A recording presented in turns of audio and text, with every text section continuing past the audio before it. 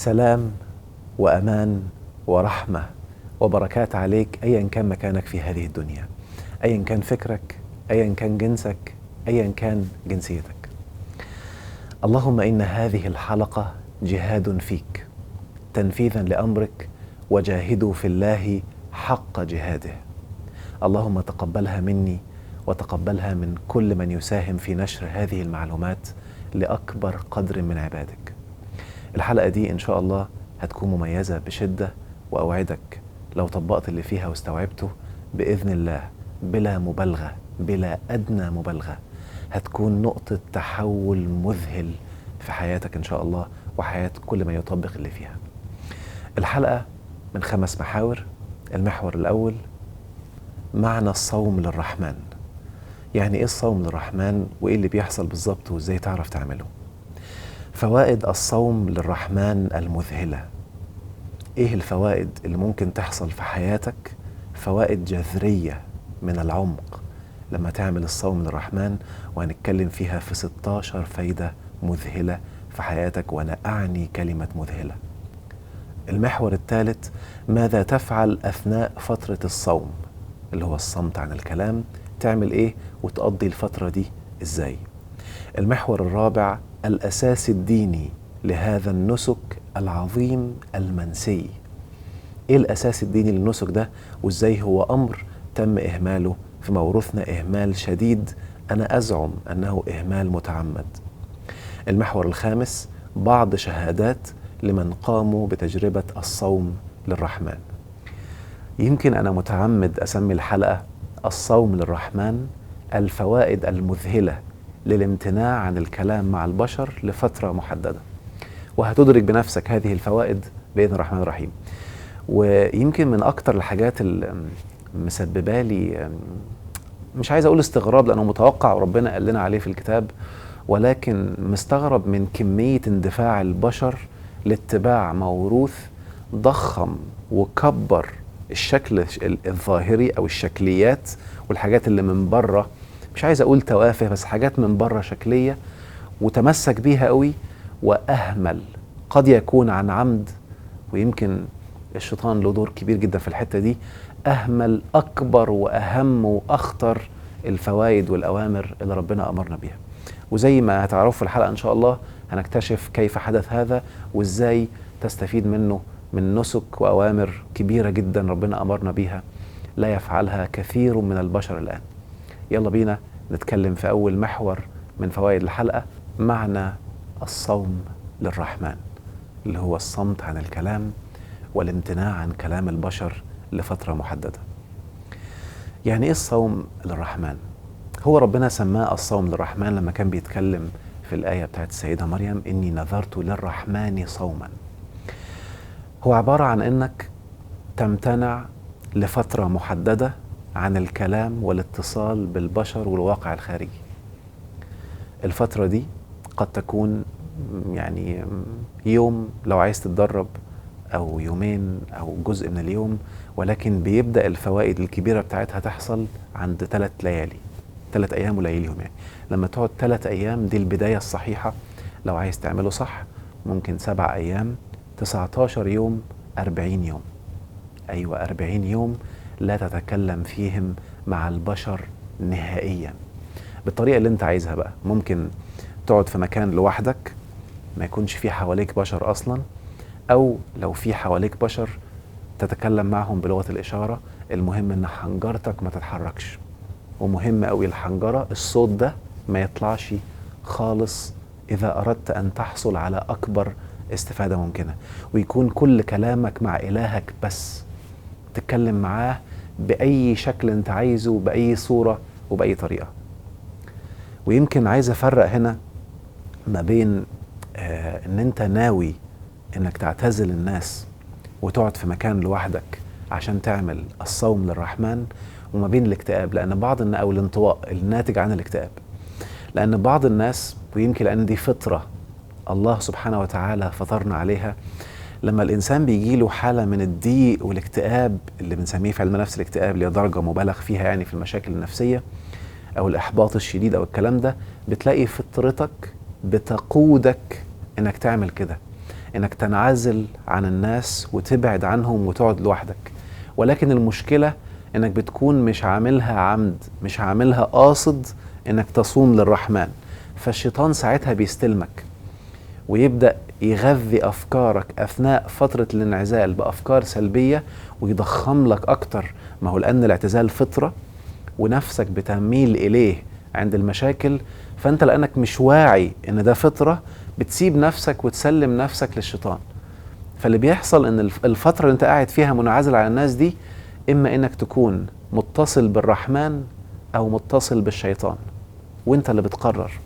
لو أنت عاملها بوعي انك متصل بالرحمن هتطلع بنتائج مذهلة هنتكلم فيها بعد شوية.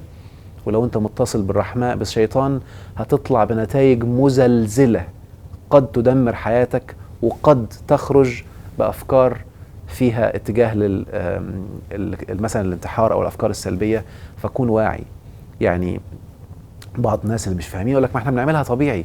لا، انت بتكون بتعملها غصب عنك وانت مش واخد بالك، فأنت بتكون مسلم نفسك للشيطان بلا أي انتباه.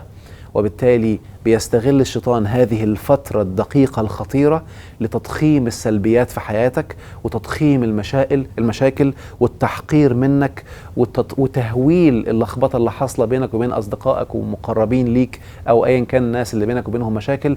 فبتبقى أسوأ فترة في حياتك قد تدمرك.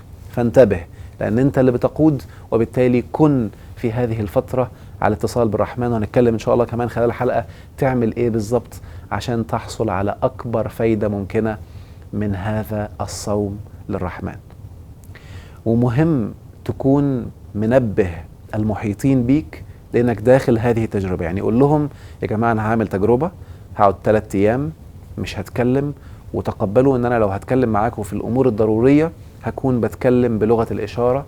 وبالتالي تبقى معرفهم، مش تقول بقى خلاص أنا هعمل الصوم للرحمن وهدخل واللي حواليك يتفاجئ بقى وتخش معاهم في صراعات والكلام ده كلام. يعني تلاقي بقى اللي بيستهزئ واللي بيسخر والكلام ده. فأنت بذكاء وبوعي، ويا سلام لو خليتهم يشوفوا الحلقة دي عشان يكونوا مدركين انت بتعمل ايه، وهم كمان يطبقوه، يحصل بينكم تبادل. لو انتوا في أسرة واحدة كل واحد يقعد فترة يطبق هذه المدة الصوم من الكلام عشان تدرك أو يحسوا ويحصل في حياتكم إن شاء الله الفوائد بتاعتها. المحور القادم من محاور الحلقة فوائد الصوم للرحمن المذهلة. الصوم للرحمن له فوائد، يمكن أنا حرصت أن أقول من وجهة نظري بعض هذه الفوائد. أنا هتكلم في 16 فايدة واسمعهم بوعي. ويا سلام لو سمعت الحلقة كذا مرة، وكل ما هتسيب الحلقة وهتطبق وممكن تيجي تسمعها بعد 6 شهور بعد سنة ستدرك من الحلقة أشياء قد تكون غايبة عنك. لأن الصوم للرحمن هيحصل طفرات كتير في وعيك لما هتطبقه، وبالتالي لما ترجع تسمع المعلومات تاني هتذهل، لأن كان في طبقات معرقلة عن الفهم والإدراك كانت حاصلة في حياتك لو ما كنتش طبقت الصوم للرحمن قبل كده. ولما تطبقه هذه الطبقات المعرقلة للإدراك والفهم ستتلاشى، وبالتالي ستدرك من الحلقة أشياء قد لم تكن مدركها قبل كده. أول فايدة من الفوائد التعرف على الله بقرب. التعرف على إلهك. التعرف على إلهك اللي للأسف الموروث طبعا عن غير قصد للبشر، ولكنه عن عمد من الشيطان الذي يقود بعض البشر وهم مش منتبهين أو مش واخدين بالهم. حرص تمام الحرص على جعل بينك وبين الله شركاء كتير، وبالتالي مش هتفهم كلام الله إلا عن طريق شركاء، مش هتتعرف على الله إلا عن طريق شركاء. فحط شركاء كتير، وبالتالي تتزنق ترجع للشركاء، تتلخبط ترجع للشركاء. الشركاء يقولوا لك تدعي ربنا ازاي، الشركاء يقولوا لك تتعامل مع ربنا ازاي، الشركاء بيقولوا لك ربنا حلل لك ايه وحرم لك ايه ونهاك عن ايه، الشركاء بيقولوا لك ربنا هيتعامل معاك ازاي. والمشكلة الكبيرة ان الشركاء لم يقولوا لك اهم معلومة: ازاي تناجي ربك، ازاي تتكلم مع ربك، ازاي ربك هيكلمك. عمرك فكرت في حياتك هو ربنا كلم ناس او بشر زيك بالظبط ازاي؟ كلم أم موسى إزاي، كلم مريم إزاي، كلم زكريا، وده اللي اسمه وحي في الكتاب. أوحى أوحى إلى أم موسى اللي كانت في مشكلة كبيرة، أوحى إلى مريم، أوحى إلى بشر كتير. على فكرة الوحي لن يحدث إلا لما تكون في أعلى اتصال بربك سبحانه وتعالى. ما بتتكلمش إلا معاه، بتاخد فترة عشان عقلك يستوعب إن في إله متواجد معاك أينما كنت في أي مكان، تقدر توصل له في أي لحظة. هذا الإله ملك الكون، هذا الإله، ركز معايا، هو الملك الوحيد اللي انت بتحدد تقابله امتى، وانت اللي بتحدد تقعد معاه قد ايه، وانت اللي بتحدد تمشي امتى. انت متخيل يعني عظمة هذا الإله وعزته وجلاله؟ ترك لك هذه المشيئة. وبالتالي انتبه انك اول ما تبدأ تتعامل مع إلهك وتتعرف عليه بعمق، هتبدأ تدرك أشياء عن إلهك انت كنت بعيد قوي عنها. هتعرف تحس بقرب إلهك قوي. ساعات بسأل الناس في الكورسات، ويمكن الحلقة دي فيها معلومات كتير صادمة، أنا آسف. أنا شايف أن الوعي العام الآن في الأرض أصبح أعلى بكتير من الفترة البسيطة اللي فاتت، وكل ما المعلومات دي انتشرت كل ما الوعي بقى أعلى، فبالتالي يستحق خروج هذه المعلومات. كنت بقولها زمان من 7 سنين 8 سنين لبعض الناس في الكورسات، لكن أنا الأوان لخروج بعض المعلومات مش كلها اللي الوعي يستحملها الآن. في معلومات لا يستحملها الوعي مخلينها بعدين إن شاء الله. فأكتر حاجة بقولها صادمة للناس ساعات في الكورسات، بقول لهم هو أنتوا بتحبوا ربنا؟ كله بيرفع ايد. بقول لهم اللي بيرفع ايد، اللي بيحب ربنا يرفع ايده، فبيرفعوا ايديهم قوي مبسوطين متحمسين. بقول لهم مين فيكم خايف من الموت؟ فناس كتير بيرفعوا ايديهم. بقول لهم معقولة حد بيحب الله خايف يقابله؟ معقولة حد بيحب إلهه، إله الكون، مرعوب يقابله؟ على فكرة علميا ونفسيا لا يمكن أن يجتمع الحب والرعب في قلب واحد. ركزوا تاني بدقة، لا يمكن أن يجتمع الحب والرعب في قلب واحد، مستحيل. لما تبدأ تتعرف على إلهك بجد هتحس بحالة من الحب ستزداد كلما تعرفت عليه أكثر، ستطمئن أكثر.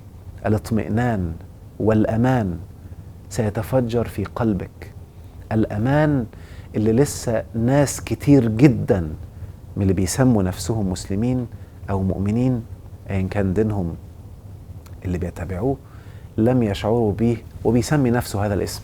ولكن لن تستطيع أن تكون مؤمن إلا إذا كنت في قمة الأمان مع إلهك، وفي قمة الأمان إنك رايح تقابله. وأنا آسف، يمكن قد يطرأ في ذهنك الآن وإحنا بنتكلم بعض المعلومات اللي جاية من الموروث. صدقني هتلاقي لو هي معلومات من الموروث 90% منها غلط، ولو هي معلومات من الكتاب 99% من فهمها خطأ. فانتبه وكن واعيا إن الصوم للرحمن من أهم فوائده إنه هيعرفك على إلهك بصورة غير مسبوقة في حياتك، وهيعلي الوحي والإلهام. اعذرني إذا كان الموروث أوهمك إن الوحي توقف والوحي انتهى. الله يوحي إلى عباده يوميا، اللي احنا بنسميه الآن بالعامية الإلهام، أو الفكرة الواو اللي بتيجي في ذهنك قد تقلب حياتك من الجحيم إلى النعيم. ده اسمه وحي. ربنا بيوحي للنحل وبيوحي لكل المخلوقات. اوعى حد يوهمك ان الوحي انقطع. الوحي مستمر الى ان تنتهي الحياة على الارض ونبدأ المرحلة الثانية من مراحل الحياة اللي فيها جنة ونار مستمرة. فانتبه وكن واعيا، وصدقني هيجيلك إلهامات رهيبة جدا وانت قاعد ما بتتكلمش إلا بس مع إلهك. إلهامات قد تقلب حياتك جنة بكل ما تحمله الكلمة من معنى. الفايدة اللي بعد كده أعلى اتصال بالله وأعلى تكبير لله. أنت متخيل أنك لما تكون قاعد 3 أيام ما بتتكلمش مع أي مخلوق إلا إلهك. مفيش مخلوق في الكون بتكلمه، إلهك بس، مفيش غيره أمامك. عايز تفضفض هتفضفض له، عايز تتكلم هتتكلم معاه. اللي هيحصل إن عقلك هيتبرمج بمنتهى القوة إن ده أكبر شيء في حياتك، ده أعلى تكبير لله سبحانه وتعالى جواك. خلي بالك، عندها هيحصل لك الرحمة. خليني بس أقول حتة مهمة جدا كده، لأن الرحمة أو المعنى المتوارث الآن في الموروث عن الرحمة ده معنى محرف عن المعنى الحقيقي. المعنى المتوارث عن الرحمة هو معنى الرأفة، وساعات بيبقى معنى الحلم. فاسم الله الرؤوف واسم الله الحليم هم دول المعاني اللي بتستخدم لما بيستخدموا كلمة الرحمة. لكن الرحمة جاية من رحم. عارف الرحم اللي بيكون فيه الجنين وهو في بطن أمه؟ فده الصلة الوحيدة اللي ما بين الجنين وأمه معايا، عشان كده اسمها صلة الرحم. فالرحمة اتصال، كأنه اتصال بينك وبين الله سبحانه وتعالى، بيتم تغذية نفسك عن طريق هذا الاتصال، إما بالعلم، إما بالحكمة، بالوعي العالي، بالإلهامات، بالوحي. وبالتالي الرحمة هتحصل بينك وبين الله سبحانه وتعالى. ساعتها هيبقى عندك اتصال مباشر. كلما أصبح الله جواك أكبر من أي شيء، حتى هتلاقي مثلا عبدا من عبادنا آتيناه رحمة من عندنا وعلمناه من لدنا علما. يعني لو قلناها بالمعنى العامي، آتيناه وصلة، كونكشن بيننا وبينه. عن طريق الكونكشن ده بقى هيجي له علم، اللي بيسمى الآن العلم اللدني، اللي مش هتلاقيه في أي كتاب ولا بيجي بالتجارب ولا بالمعامل. إيحاء ووحي وإلهام بينور في عقلك، وبتكون متأكد وبيترسم قدامه صورة إزاي تعمله، وبتكتسب معاه الطاقة اللي ممكن توصلك للي انت عايزه. اللي هيجرب إن شاء الله الصوم للرحمن هيشوف حاجات أعلى بكتير من كده، سيلمسها واقع في حياته، لأن الصوم للرحمن أعلى اتصال وأعلى تكبير لله سبحانه وتعالى. الفايدة اللي بعد كده، تهدئة العقل وتحفيز الجزء المسؤول عن البصيرة والإبداع والابتكار في المخ. خلي بالك لما تكون قاعد تتكلم مع الناس وشاغل دماغك بعينيك الصور المادية اللي موجودة الآن والأحداث والتفكير والمنطق والكلام ده كله، في فص من المخ بينشط وفص تاني المسؤول عن البصيرة والإبداع والابتكار بينام. لما تعمل الصوم للرحمن وبتقطع كل اتصالك بالبشر والبيئة المحيطة، وبيبقى أعلى اتصالك بالله، الجزء المسؤول عن البصيرة والابتكار بينشط وبيعلى جدا. وبالتالي هتبدأ تدرك أشياء ما كنتش واخد بالك منها قبل كده. هتبدأ تشوف الدنيا من منظور مختلف تماما. هيبدأ يجيلك إلهامات والقدرة على الإبداع والابتكار لحلول قد لم يفعلها أحد من قبلك هتنشأ جواك. أنت متخيل بقى لما الخاصية دي تنشأ عندك وتكون من ضمن سمات شخصيتك، إيه اللي هيحصل في حياتك؟ عشان كده مهم جدا تبقى واعي إن الفص المسؤول عن الابتكار والبصيرة والإبداع لا ينشط إلا لما تكون في صمت وسكوت وانقطاع عن الكلام مع الآخرين. وهتدرك ده بنفسك لما تكون بتطبقه إن شاء الله. الفايدة اللي بعد كده، كسر سيطرة الشهوة والجسد والتدرب على التحكم في الألفاظ واختيارها. احنا ساعات بنتكلم واحنا مش واخدين بالنا، لأن جسمنا هو اللي بيقود. كم واحد فيكو كان سرحان أو قاعد بيعمل حاجة وفجأة فاق وهو قدام التلاجة؟ جسمك اللي قومك ومشاك وخلاك تروح تفتح التلاجة وانتبهت وانت هناك. انت متخيل؟ جسمك هو اللي مسيطر وشهواتك اللي مسيطرة. عشان كده جسمك هو اللي بيقود شهوتك، فتلاقي نفسك مش عارف تقاومه. جسمك اللي بيتكلم، بعض الناس تلاقيه بيتكلم يتكلم يتكلم وتلاقيه اتكلم وقال مصايب، مش عارف يتحكم ولا يعمل كنترول على ألفاظه. اللي هيعمل الصوم للرحمن ويصمت عن الكلام على الأقل 3 أيام، عقله هيبقى متحفز وواعي، فهيبقى مركز كويس قوي هو بيقول ايه الألفاظ اللي بيقولها. وهتبدأ تنشأ عندك خاصية مهمة قوي، انك ازاي تختار اللفظ الصح عشان يوصل المعلومة صح. لأن مشكلتنا إن إحنا ساعات بنقول كلام يتفهم من اللي قدامنا غلط ويبقى عكس اللي إحنا عايزين نقوله. فهتبدأ تنشأ عندك هذه الخاصية، وكل مرة هتتطور جواك، وهتلاقي نفسك واعي كويس قوي وعارف، وبتشوف الكلام في ذهنك وبتحلله بسرعة، وبتختار من الألفاظ اللي انت عايزه. كل ده بيحصل بسرعة قبل ما يطلع الكلام من ذهنك، وهتلاقي نفسك بقيت أكثر هدوءا وأكثر تحكما في كلامك. الفايدة اللي بعد كده: التعرف على النفس في العمق وإفساح المجال للتأمل والتفكر. ايه رأيكم لو قلت لكم ان 90% من البشر، ده رقم مجازي من عندي يعني، ما فيش فيه بحث ولا حاجة، ما هماش عارفين هم ايه، مش عارف نفسه. انت متخيل؟ بيكتم نفسه دايما، عمره ما فتح المجال بينه وبين نفسه ان هم يقعدوا يتناقشوا معايا.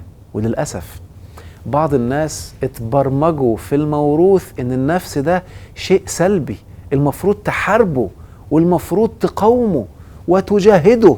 الله يسامحهم. طبعا خلي بالكم، إلهك لن تجد أي نص في الكتاب كله بيقول لك إنك تجاهد نفسك. بالعكس، ده بيقول يعني اللي بيجاهد لنفسه، وأمرك تزكي نفسك. تزكي نفسك، تبقى عارف إنها شيء قيم كبير، لأنك كل ما زكيت نفسك كل ما الجانب الملائكي هو اللي علي، فقدرت تتغلب على شهوة الشيطان. الشيطان بقى استغل عدم دقة الناس في المصطلحات، فبعض البشر اللي سمعوا كلام من الرسول الشيطان أوهمهم، هم ما يعرفوش للأسف يعني. اللي سمع كلام على الرسول قالوا بلفظه وقالوا بكلامه، وبعض الناس قالوا كلام الرسول بعد مئات السنين، فاللفظ اتغير، حرف اتغير فيه قلب المعنى. فالرسول يقول وهو بيتكلم عن القرآن: الجهاد بالنفس معايا والجهاد للنفس. فانتقلت الأحاديث وتسمت الجهاد النفس، وتألف فيها بقى. يعني شوف الغلطة اللي حصلت في النص دي، بدل بالنفس بقت جهاد النفس، حرف الباء اتشال والناس مش منتبهين معايا. ودي خدعة شيطانية دقيقة عشان يحرف الكلم من بعد مواضعه ويخلي الناس يعملوا عكس القرآن. فمعظم ما كتب في التراث، أنا بقول بقى كل اللي اتكتب في التراث عن الجهاد، جهاد النفس، ما انتبهوش فيه للغلطة دي، فتألف فيه كلام عكس كل كلام القرآن، وتم تشويه صورة النفس، وتم يعني تدمير النفس البشرية. عشان كده أصبحوا عندهم غلظة. اللي متابع موروث دايما للأسف هتلاقي عنده غلظة وعنده غل كده دفين، ويعني بيتلذذ بالتعذيب ومش واخد باله ومش فاهم فيه إيه. وطبعا اللي متجوز حد كده بيبقى مدرك الكلام ده، وبيبان قوي عند الغضب منهم، بيظهر هذا جليا، وتلاقيه نادر إنه يعرف يسامح أو يعرف يعفو، وجواه رغبة في التشفي والدم، ومش منتبه إن كل ده حصل لما النفس اتدمرت، لأنك لم تفسح المجال إنك تقعد معاها وتكلمها وتتناقش معاها. يا نفسي أنت ليه عملتي كده؟ وتقعد تسمع منها. نفسك لو سمعت منها صدقني هتفاجأ إنها من زمان عايزة تطلع كلام كتير وحاجات كتير وإنت مش سامح لها. تصدق إنك ممكن تبقى نفسك عايزة تبكي وإنت منعها. يا عم سيبها تبكي، سيبها تخرج، ولما تبكي طبطب عليها وقولها أنا آسف يا نفسي. أنا عامل يمكن حلقتين، هتلاقوا دلوقتي الحلقتين قدامكم، حلقة بتكلم فيها عن خطورة جهاد النفس من حلقات الفيديو، والحلقة التانية تأمل اسمه أنا آسف يا نفسي. عايزك تسمعه بعد الحلقة. اسمع الحلقتين بوعي، وهتكتشف إنك كنت ظالم نفسك ظلما شديدا. وزي ما قلنا الحلقة اللي فاتت، التدبر في القرآن، هتلاقي إن اللي بيظلم نفسه ربنا حاطط له عقوبة. تخيل اللي بيظلم نفسه، تخيل بقى حد بيجاهدها، أي ظلم ده. فتعلم أن تصاحب نفسك، لأن نفسك كل ما جيت بالمصاحبة والمسايسة كل ما عملت بيها البدع، وكل ما جاهدتها هتهزمك وهتغرقك في الشهوات، لأنك لما تجاهدها بتحقرها، فبتفسح المجال للجانب الشيطاني إنه ينمو ويطغى جواك. الفايدة اللي بعد كده: التخلي عن الأحمال الدنيوية المرهقة. خلي بالك، أول ما تقرر إنك تعمل الصوم للرحمن وتقعد قاعدة كده لا كلام مع البشر، يعني لا تليفون ولا إنترنت ولا إيميل، هتحس إن الموضوع صعب. لو كنت أنت منغمس في أحمال الدنيا هتحس إن ما ينفعش، معقولة الدنيا ممكن تبوظ، الدنيا ممكن تلخبط.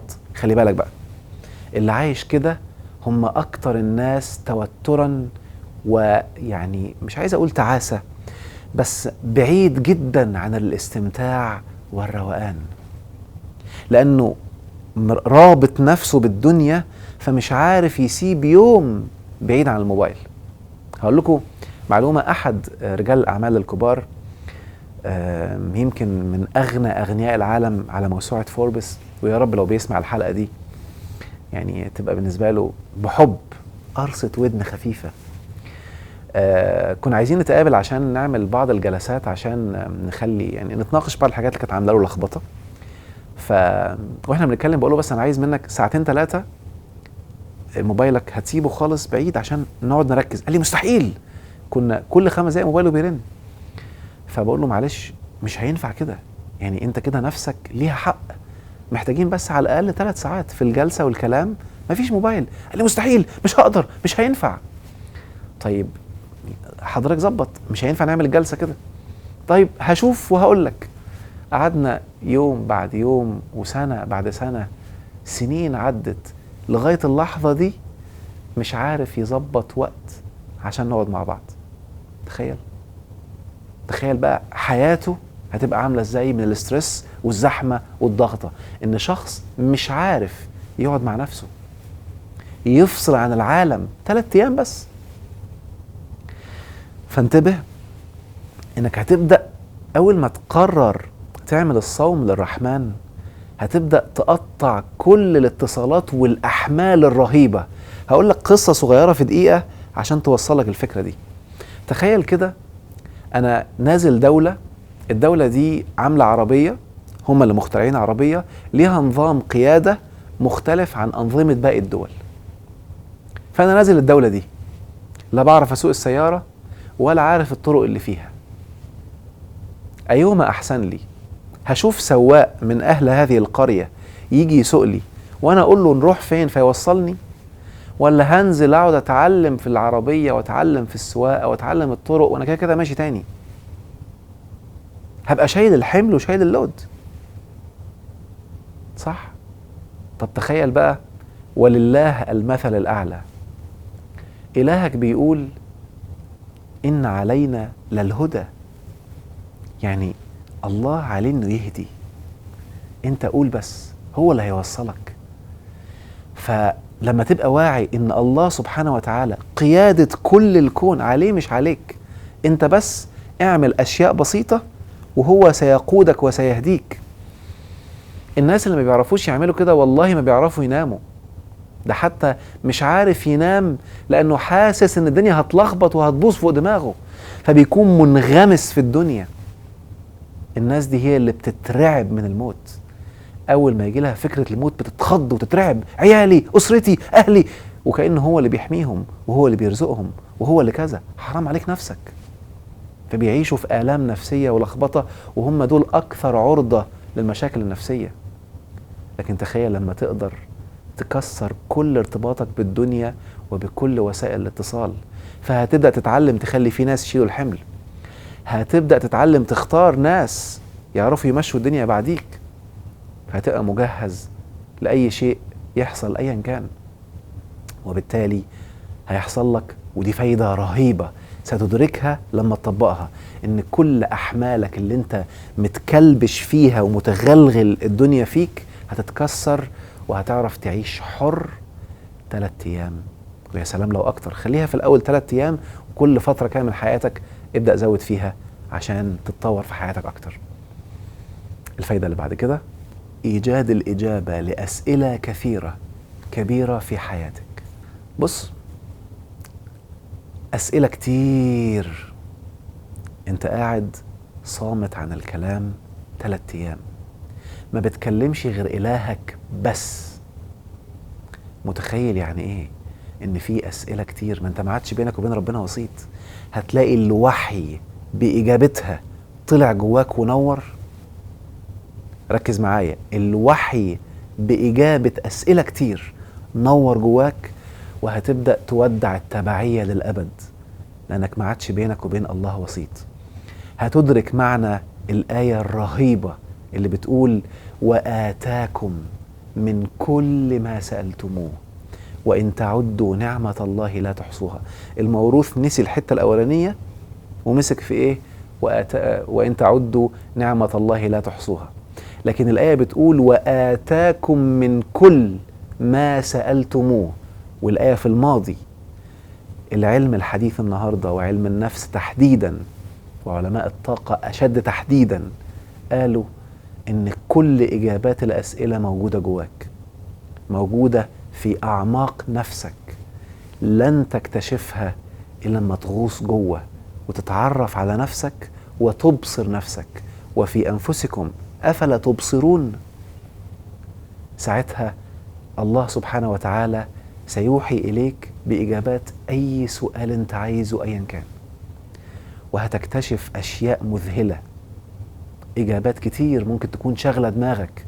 يعني يمكن مش عايز أقولها كمدح لنفسي، ولكن أنا في يوم من الأيام كان عندي أسئلة كتير جدا جدا، والله سألت كبار العلماء، والله العلي العظيم إني قعدت مع مفتيين لبعض الدول، يعني أعلى حد في الدين في الدولة، ولكن إجابة الأسئلة لم يستطع أن يقنعني، ولم أكتشف إجابات الأسئلة بوعي وبقدرة مذهلة على الإقناع إلا لما عملت كده.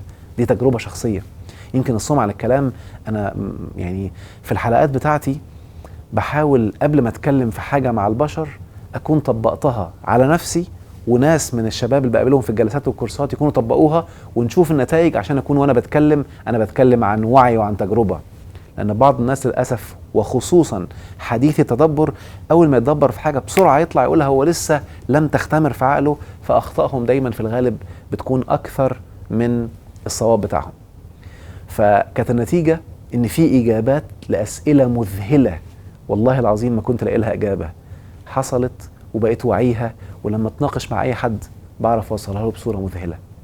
دي خاصية هتحصل لك أنت، لأن البشر كلهم واحد، بس اللي بيجتهد وبيجاهد في الله هو اللي بيوصل أسرع. والذين جاهدوا فينا لنهدينهم سبلنا. ده وعد، بس انت جاهد بس في ربك، وكون انت وهو على طول بينكم صلة. شوف اللي هيحصل ايه، شوف كمية الوحي بإجابات أي سؤال هيطرأ في عقلك وفي ذهنك هيطلع ازاي. الفايدة اللي بعد كده، مدمر لطاقة الحسد ودرء لشر أي ماكر. وخلي بالك عشان دي فايدة مذهلة وقوية جدا، بيدرأ أي حسد أو طاقة سلبية جاية من أي حد، ومدمر لأي مكر. أي مكر لو لاحظت في السير وفي تاريخ كل البشر الحكماء، هتلاقي كان لما يحصل مصيبة كبيرة ربنا يقول له ما تتكلمش، عشان تبقى في أعلى الطاقات، ما تدخلش مع البشر في جدال، وتكون كلامك مع ربنا بس، فالطاقة تبقى في أعلى حالتها. ساعتها كل جنود الله في الأرض هتدافع عنك. مريم لما كانت جاية بولد، مفيش أب، مصيبة، الناس هياكلوها، طاقة الصمت. ساعتها من قوة هذه الطاقة اللي كانت مع مريم واتصالها العالي بالله سبحانه وتعالى، الله عمل معجزة إن ابنها هو اللي اتكلم في المهد وهو اللي دافع، فكتمهم، سكتهم. ودي إشارة مذهلة من الله. انتبه إن اللي بيصمت لما يكون في مصيبة كبيرة ولا موقف كبير والناس بتهاجمك والناس ممكن تطلع تاكلك، اسكت. الله هيعمل معجزة، ودي من فوائدها تيجي بعد شوية. المعجزة دي هتجيب لك حقك وانت ساكت. اوعى يبقى همك الناس، انت وربك بس، فلا تتكلم. وده حصل كذلك مع زكريا، حصل في حادثة الإفك، الرسول لم يتكلم. ولا السيدة عائشة دفعت، سكوت. وهتلاقي دايما عند المواقف الكبيرة اسكت، اعتزل الناس، مالكش دعوة. إلهك هو اللي بيدافع، لأنك لما تتدبر ويكون اتصالك عالي بربك وتبقى واعي، هتكتشف ان ربك قالك في القرآن إن الله يدافع عن الذين آمنوا. لن تدرك عمق الآية دي إلا لما تصمت في النوازل الكبيرة وفي المواقف الكبيرة، وتكتشف وترى بأم عينك دفاع الله سبحانه وتعالى عنك عن طريق جنود لم تكن تتخيلهم في حياتك. والله العلي العظيم ان في كمية حاجات بس انا مش عايز اتكلم فيها دلوقتي. انا كنت ببقى مذهول من ان ربنا سبحانه وتعالى ارسل لي حد يدافع، ودفاع قوي لم اكن في حياتي اتخيله. بعدين ممكن اتكلم عنها لان حاجات كانت مزلزلة، في يوم من الايام ان شاء الله ممكن اتكلم عنها، لكن انت هتلمسها باذن الله لما تكتشف من يدافع عنك وانت بتلتزم الصمت عن الكلام. ودي من اكبر واعظم الفوائد للصمت عن الكلام، انه اي حسد بقى، حد هيحسدك يا زكريا مثلا ما كانش بيخلف ونفسه في ولد وزوجته خلفت وهي عاقر، علشان ربنا قال رب اجعل لي آية يعني حاجة كبيرة معجزة مزلزلة الناس هتتكلم. لا تتكلم مع حد، اصمت واتكلم معاهم رمز عشان تبقى طاقتك في أعلى حالاتها، لا حد يتصدم ولا حد يقولك كلام سلبي ولا حد يحسدك ولا حد يأثر عليك، لأن راجل وست كبيرة خلفوا هم كبار، معجزة مزلزلة، ولا حد يعرف يأثر فيك. هتبقى آية من آيات الله، وده أمر من الله. لأن الموروث للأسف أوهم الناس إن هم يتبعوا اللي جاي في الموروث بس، مع إن ده أمر من الله. وخلي بالكم معلش دي حتة صادمة شوية، هو ربنا سبحانه وتعالى بيغير كلامه؟ يعني لما الله سبحانه وتعالى يقول ما يبدل القول لدي، ينفع الموروث يوهمك ان الله بيقول كلام وبعد فترة بيبدله، وبعدين يقول كلام تاني بعد فترة بيبدله؟ فطبعا اللي بيتبع الموروث هيبقى مصدوم، لان عقله متشوه متلخبط بالمعنى ده، عنده متبرمج من صغره ان ربنا بيغير الكلام كل شوية، وكل أمة غير لهم الكلام للأسف الشديد. لكن إلهك لا يبدل لديه القول. من قبل آدم والقرآن الله سبحانه وتعالى، على فكرة القرآن قبل خلق الإنسان أصلا، الرحمن علم القرآن خلق الإنسان علمه البيان. فربنا علمك البيان، والبيان ده هيظهر لما تكون متبع كلام الله. وتخيل بقى لو انت في حالة صمت مع ربك ايه اللي هيحصل. فاللي بيحصل ان إله الكون قال قبل ما يخلق الإنسان ما يبدل القول لدي. فلما إلهك يكون قايل لزكريا، يعني زكريا قال له اجعل لي آية، فربنا قال له آياتك ألا تكلم الناس، يبقى ده لكل البشر. اوعى حد يقول لك كلام غير كده. وهديكم يمكن لما نتكلم في الأساس الديني في آخر الحلقة هتكتشف اكتشاف قد يكون صادم أو مزلزل في حياتك على حسب مرحلة وعيك. جعل الله كل حياتك يا رب سعادة على الدوام، فانتبه وكن مطبقا وواعي لهذه الفائدة. الفائدة اللي بعد كده التخلص من تأثير طاقة المحيطين السلبية. وخلي بالك ناس كتير جدا بتسألني وبتسأل معظم اللي بيتكلموا في السيكولوجي أو في الطاقة، أعمل إيه في البيئة المحيطة؟ أعمل إيه؟ أصل أهلي، أصل أبويا، أصل أمي، أصل مين، سلبيين ودايما كذا. وربنا حط لنا قاعدة كل الأنبياء وكل الصالحين عملوها، إنك تعتزل شوية وتسكت وتعمل الصمت. ساعتها هتبقى عندك طاقة مزلزلة، الطاقة تبقى عالية جدا جدا جدا جدا. تخيل 3 أيام انت وربك وبس، الاتصال ده هيشحنك شحنة عاملة ازاي. ساعتها ما في اي حد من المحيطين سيؤثر عليك، وهتبدأ تكتشف اكتشاف كبير قوي. حلوة كبير دي، اكتشاف كبير قوي، ان طاقتك هتعلى جدا. فهتبدأ تعي ان هما مراحل وعي مختلفة. خلاص ايه المشكلة؟ فمش هتقعد تحارب بقى عشان تغير وعيهم، انت هتعمل اللي عليك. سمعوا الكلام كان بها، ما سمعوش هم عايزين يفضلوا في هذه المرحلة براحتهم. وبالتالي كل ما كنت في صمت لمدة عن التعامل مع البشر وعن الكلام، الشحنة الطاقية الرهيبة اللي هتاخدها هتحميك من أي تأثير سلبي لأي حد حواليك في البيئة المحيطة، أيا كان تأثيره السلبي، أيا كان قوته عاملة إزاي. الفايدة اللي بعد كده، أقوى مفجر للثقة. خلي بالكم، معظم الناس اللي ما عندهمش ثقة هم خايفين من تأثير كلام الناس. هيقولوا عليا إيه؟ هيشوفوني إيه؟ الناس تقول عليا إيه؟ كل الكلام ده يتمنظر قدامه عشان يقولوا عليا الغني أو الشيك أو اللي شكلي جميل. يعني مثلا الناس اللي عندهم سمنة معظم مشكلته مش في السمنة، لا، في شكله قدام الناس.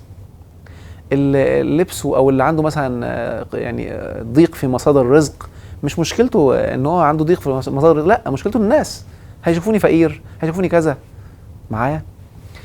اللي هيعمل صمت 3 ايام او فتره معينه بقى على حسب انت عايزها كام، 7 19 40، وان كان هتكلم بعد كده في بعض الايات الرسل عملوها 40 يوم.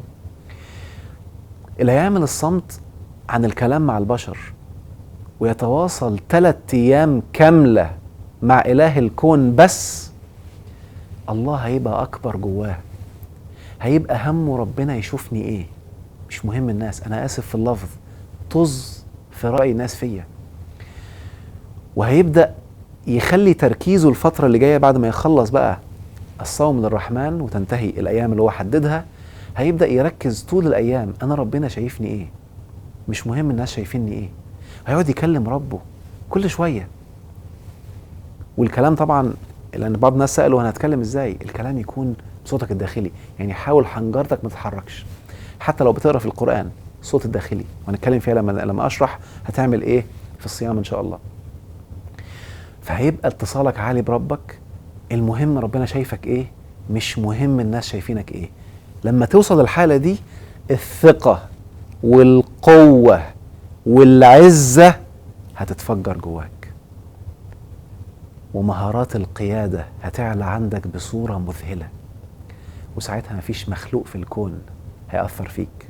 خلي بالك، الناس اللي بتبدأ تتبع كتاب ربنا بتبدأ تصطدم مع موروث الآباء والأجداد، فبيقعدوا يغتابوهم ويتريقوا عليهم والدين الجديد والدين الكذا.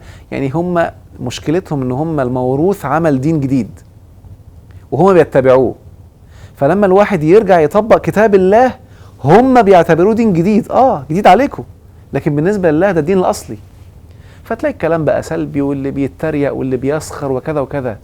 فلما تكون انت في اتصال عالي بربك والله ما بيحرك فيك شعرة، وبتبقى بمنتهى الثقة والقوة والثبات، ولا تخاف في الله لومة لائم، ولا سخرية ساخر، ولا تريئة متتريئ. وبالتالي هتبقى عندك ثقة وقدرات قيادية عالية، ودي من أعظم الصفات أو الفوائد اللي تحصل عليها لما تدرب نفسك تصوم عن الكلام فترة محددة على الأقل 3 أيام. الفائدة اللي بعد كده، الوصول لمرحلة الشهادة. بص، خليني هقول لك صدمة أنا آسف فيها، والوعي الآن يتحمل مثل هذه الصدمة. موروثنا الجميل حرف معنى الشهادة وخلاها إنك تتقتل وتموت في سبيل الله، مع إن الشهادة أعلى من كده بكتير. بس قبل ما يحرف دي حرف حاجة أخطر.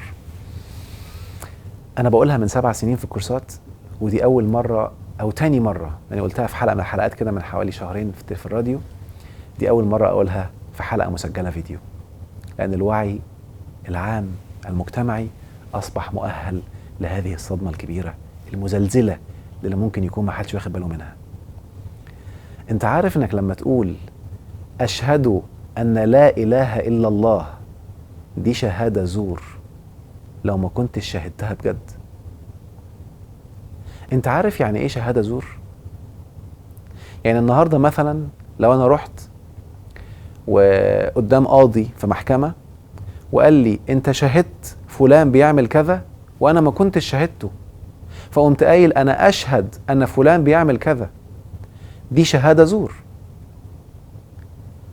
عشان كده الله سبحانه وتعالى والدين بيحثنا ان نشهد أن لا إله إلا الله ده فعل. تم تحريف الفعل في الموروث وخلوه كلام. إنك تقول أشهد أن لا إله إلا الله وإنت أصلا لسه ما شاهدتش، لأن الشهادة فعل.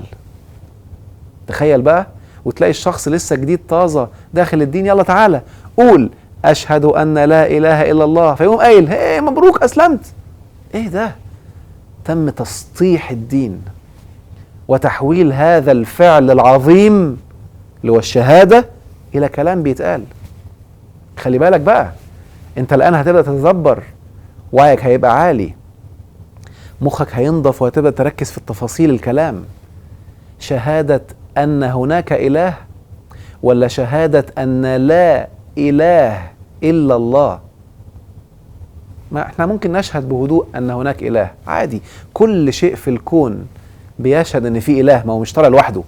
الإبداع والإبهار والابتكار اللي حاصل والإعجاز اللي حاصل في الكون ده المبهر ده يشهد أن هناك إله. لكن الشهادة اللي مطلوبة شهادة أن لا إله إلا الله. هديك مثال بسيط عشان أوضحها.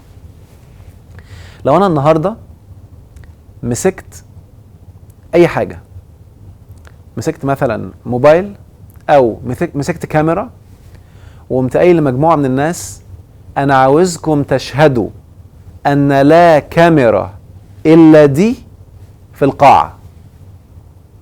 عشان يشهدوا هيعملوا إيه؟ يقولوا نشهد أن لا كاميرا إلا دي في القاعة، شهادة زور. لكن عشان يعملوا فعل الشهادة لازم يلفوا في القاعة كلها حتة حتة لغاية ما يشهدوا إن ما فيش أي كاميرا إلا دي. هم كده عملوا فعل الشهادة. خلي بالك بقى، عشان تشهد أن لا إله إلا الله لازم تدور جواك في نفسك في لحظات صمت وسكون إن مفيش قوة بتحركك إلا الله. لا إله بيمشيك إلا الله. يعني مش الهوى، مش الشهوة، مش الانتصار للذات، كل ده الهوى.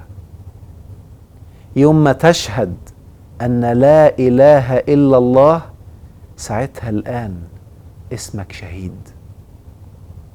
وخلي بالك، والشهيد كمان هو الذي سيشهد كل وعود الله في الكتاب محققة في حياته.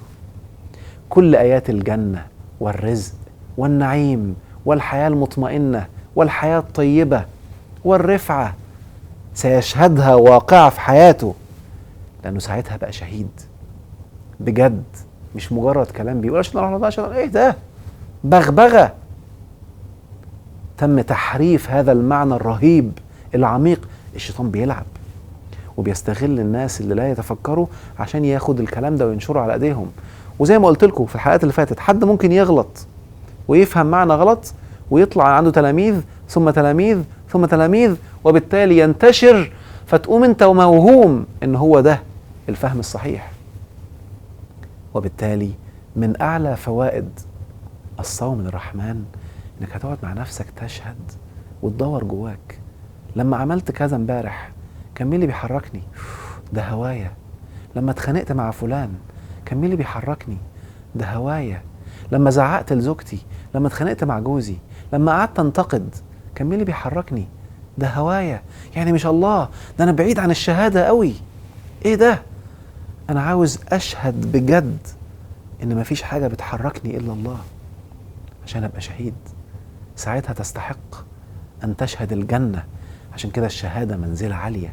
بس خلي بالك، الموروث اعتبرها اعلى حاجة، في اعلى منها. لو رجعت للقرآن هتلاقي أولئك مع الذين أنعم الله عليهم من النبيين، تحتها بقى والصديقين، تحتها والشهداء والصالحين وحسن أولئك رفيقا. ربنا بدأ من الأعلى للأسفل. ففي بعد الشهداء الصديقين، وبعد الصديقين النبيين، وبعد النبيين بقى منهم الرسل. يعني لا يمكن يكون صديق إلا ما يكون شهيد قبليه، ولا يمكن حد يكون نبي إلا ما يكون عدى على الشهيد وعدى على الصديق، ولا يمكن حد يكون رسول إلا ما يكون عدى على الشهيد وعدى على الصديق وعدى على النبي، يبقى ينفع بقى الموروث يوهمك ان الشهيد ده هو اللي مات اتقتل؟ ينفع كده؟ والمعنى الرهيب العميق المفيد ده يتدمر من الامه، والشباب الان عايز اكون شهيد، اروح اولع في نفسي، اموت في نفسي، والبلاوي اللي حاصله الان في العالم بسبب هذا الفهم، مش عايز اقول كلام سلبي، اللي دمر الامه وخلى الناس تحس انك جاي عشان تموت. ربنا خلقك عشان تروح تولع في نفسك وتموت، يا تموت الناس تانية للاسف الشديد. وبالتالي خلي بالك بقى، اول ما هتبقى شهيد، وركز كويس قوي في المعلومه دي، وتشهد كل وعود ربنا في الكتاب، ما احنا عملنا تدبر بقى وفهمنا وعرفنا الفوائد والجزاءات الايجابيه، هتشهدها واقعه في حياتك بالملي زي ما ربك كاتبها بالظبط. لما هتشهدها وتعيش فيها وتبدا تستمتع بيها، الناس اللي بره هتشوفك فهتصدق كلام ربنا في الكتاب، فأنت الآن أصبحت صديق. أنت الآن أصبحت وصلت لمرحلة عالية جدا جدا، الناس بتشوفك تطمئن وتصدق وعود ربنا، فتروح بسرعة هي كمان تطبق وتطبق وتطبق. شايف الرفعة؟ شايف هتبقى عامل ازاي؟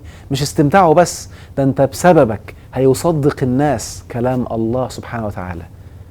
الفايدة اللي بعد كده، اكتشاف رسالتك في الحياة. تخيل ان في ناس لغاية النهاردة عايشة، لو سألتهم انت عايش ليه هيتصدم، مش عارف يرد، ودايما بيهرب من إجابة السؤال ده، ودايما مأجل انه يقعد عشان يعرف هو عايش ليه. فلما تبقى قاعد 3 أيام على الأقل في صمت، ما بتكلمش غير إلهك، هتبدأ تبحث أنا عايش ليه؟ أنا بعمل إيه؟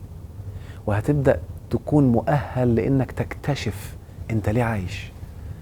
وصدقني، بلاش صدقني، أنا هحلف والله الذي لا إله إلا هو، هيبقى يوم ميلاد جديد في حياتك، يوم ما تكتشف أنت عايش ليه. ويمكن أنا عامل محاضرة كاملة 3 ساعات ونص تقريبا اسمها كن أنت المشروع. الحلقة دي أو المحاضرة دي اسمعها بوعي، هتفرق في حياتك جدا جدا جدا إن شاء الله. وخلي بالكم، ناس كتير ما عندهمش رسالة في الحياة. يعني يمكن احنا في معظم المحاضرات اللي بتتكلم في تنمية الناس ووعيهم وزيادة وعيهم في حياتهم، بنتكلم ان اللي دايما مش لاقي رسالته في الحياة بيعيش في معاناة وبيعيش في ألم. فبعض الناس اللي هم أصلا عايشين مش عندهم رسالة في الحياة يقول لك يا عم أصلا ربنا ما قالكش وربنا ما اتكلمش في الموضوع ده، مع ان في آيات كتير بتتكلم، أهمها ولكل وجهة هو موليها فاستبقوا الخيرات. فالرسالة اللي احنا بنقولها في الكورسات بتاعتنا هي اللي في القرآن اسمها الوجهة، كل واحد له وجهة هو ماشي في الأرض بيحققها، فاستبقوا الخيرات. فانتبه، لأن بعض الناس اللي مش حاطين رسالة في الحياة وكل يوم تلاقي طالع بأي حاجة كده هو نفسه تسمعه كده تحس إن مش عنده رسالة أصلا، بيبدأ يسخر من الكلام ده أو يبدأ يستهزأ بيه وبيضل شباب كتير. لأن خلي بالك في حتة مهمة قوي، أول ما هتبدأ تبحث عن رسالتك هتعاني وهتتعب وهتحس إن الموضوع صعب لأنه جهاد. فهيبدأ الشيطان يبدأ يا عم إيه ده؟ ده كلام فاضي. فأول ما تبدأ تسمع كلمة من حد، مفيش حاجة اسمها رسالة، ده كلام كذب، تصدق يريحك ويقعدك على اللي كنت فيه. طب ما اللي كنت فيه هو اللي مدمر حياتك أصلا. يعني في قاعدة علمية كده، اللي انت فيه هو سبب اللي انت عليه. غير اللي انت فيه يتغير اللي انت عليه، او العكس، غير اللي انت عليه يتغير اللي انت فيه. جيبها كده ولا كده انت حر. وبالتالي هتسمع كلام من حد يرجعك تاني اللي كنت عليه براحتك.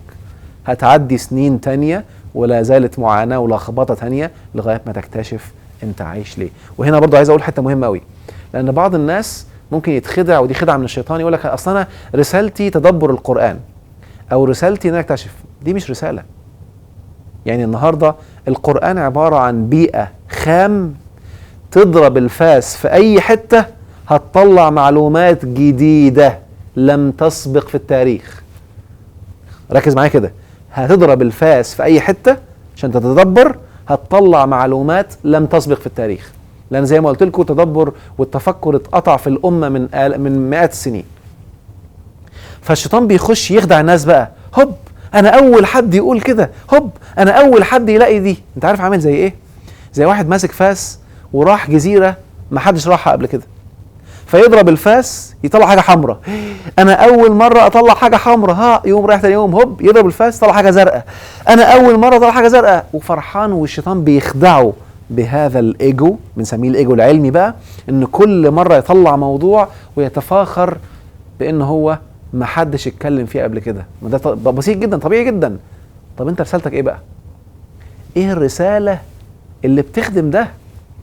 اللي حاطط رساله، يعني الطبيب اللي شغال حتى في الكيمياء، اللي شغال في التسويق، اللي شغال يا سيدي في التجميل، لما يروح يتدبر في القرآن هيتدبر في إطار الرسالة بتاعته، فهيطلع حاجات جديدة ما حدش قالها قبل كده، بس في إطار رسالته هو عارف هو ماشي إزاي، فهتفيده وهتفيد غيره وهيخلي حياته جنة، لأنه حاطط رسالة وبيتدبر. فمهم تبقى حاطط رسالة في حياتك، وانت بتتدبر ستكتشف ما يجعل طريقك ورسالتك تتحقق بأسرع ما يمكن وتفيد أكبر عدد من الناس.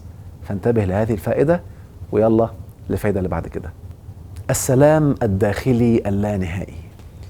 تخيل بقى لما تبقى انت قاعد مع ربك بتتكلم معاه اقتطعت وقت، وانت وهو في كلام مستمر واعي وعايش معاه، هتحس بحالة من السلام والاطمئنان غير طبيعي. وبقول مستمر لأن اللي هيدوقها لن يعود للحالة اللي كان عليها قبل كده. أول ما تدوق حالة السلام والأمان اللي بيبرد قلبك ويجعل حياتك جنة، هتبقى عرفت الطريق خلاص، فهتبدأ تعمله كتير. وطبعا اللي دارس طاقة يعرف كويس قوي يعمل الموضوع ده أعمق بكتير وأعلى اتصال، وهيشحن بقوة، لأن بيعيش السلام بأعلى درجاته. والميزة هنا إن اللي بيوصل لحالة السلام الداخلي ده ما بيرجعش للسابق، ولكن كل فترة من حياته درجة السلام بتبقى أعلى إلى أن يصل لأعلى درجة سلام اللي ربنا سماها القلب السليم. سليم جاي من سلام، مش سليم عكس بايظ زي ما الموروث قالها يعني. سليم يعني سلام بيخر سلام على المحيطين وعلى كل الناس ايا كان هم ايه. سلام يبقى عارف كده كتلة سلام ومحبة منتشرة في الارض للي مختلف معاه قبل اللي متفق معاه.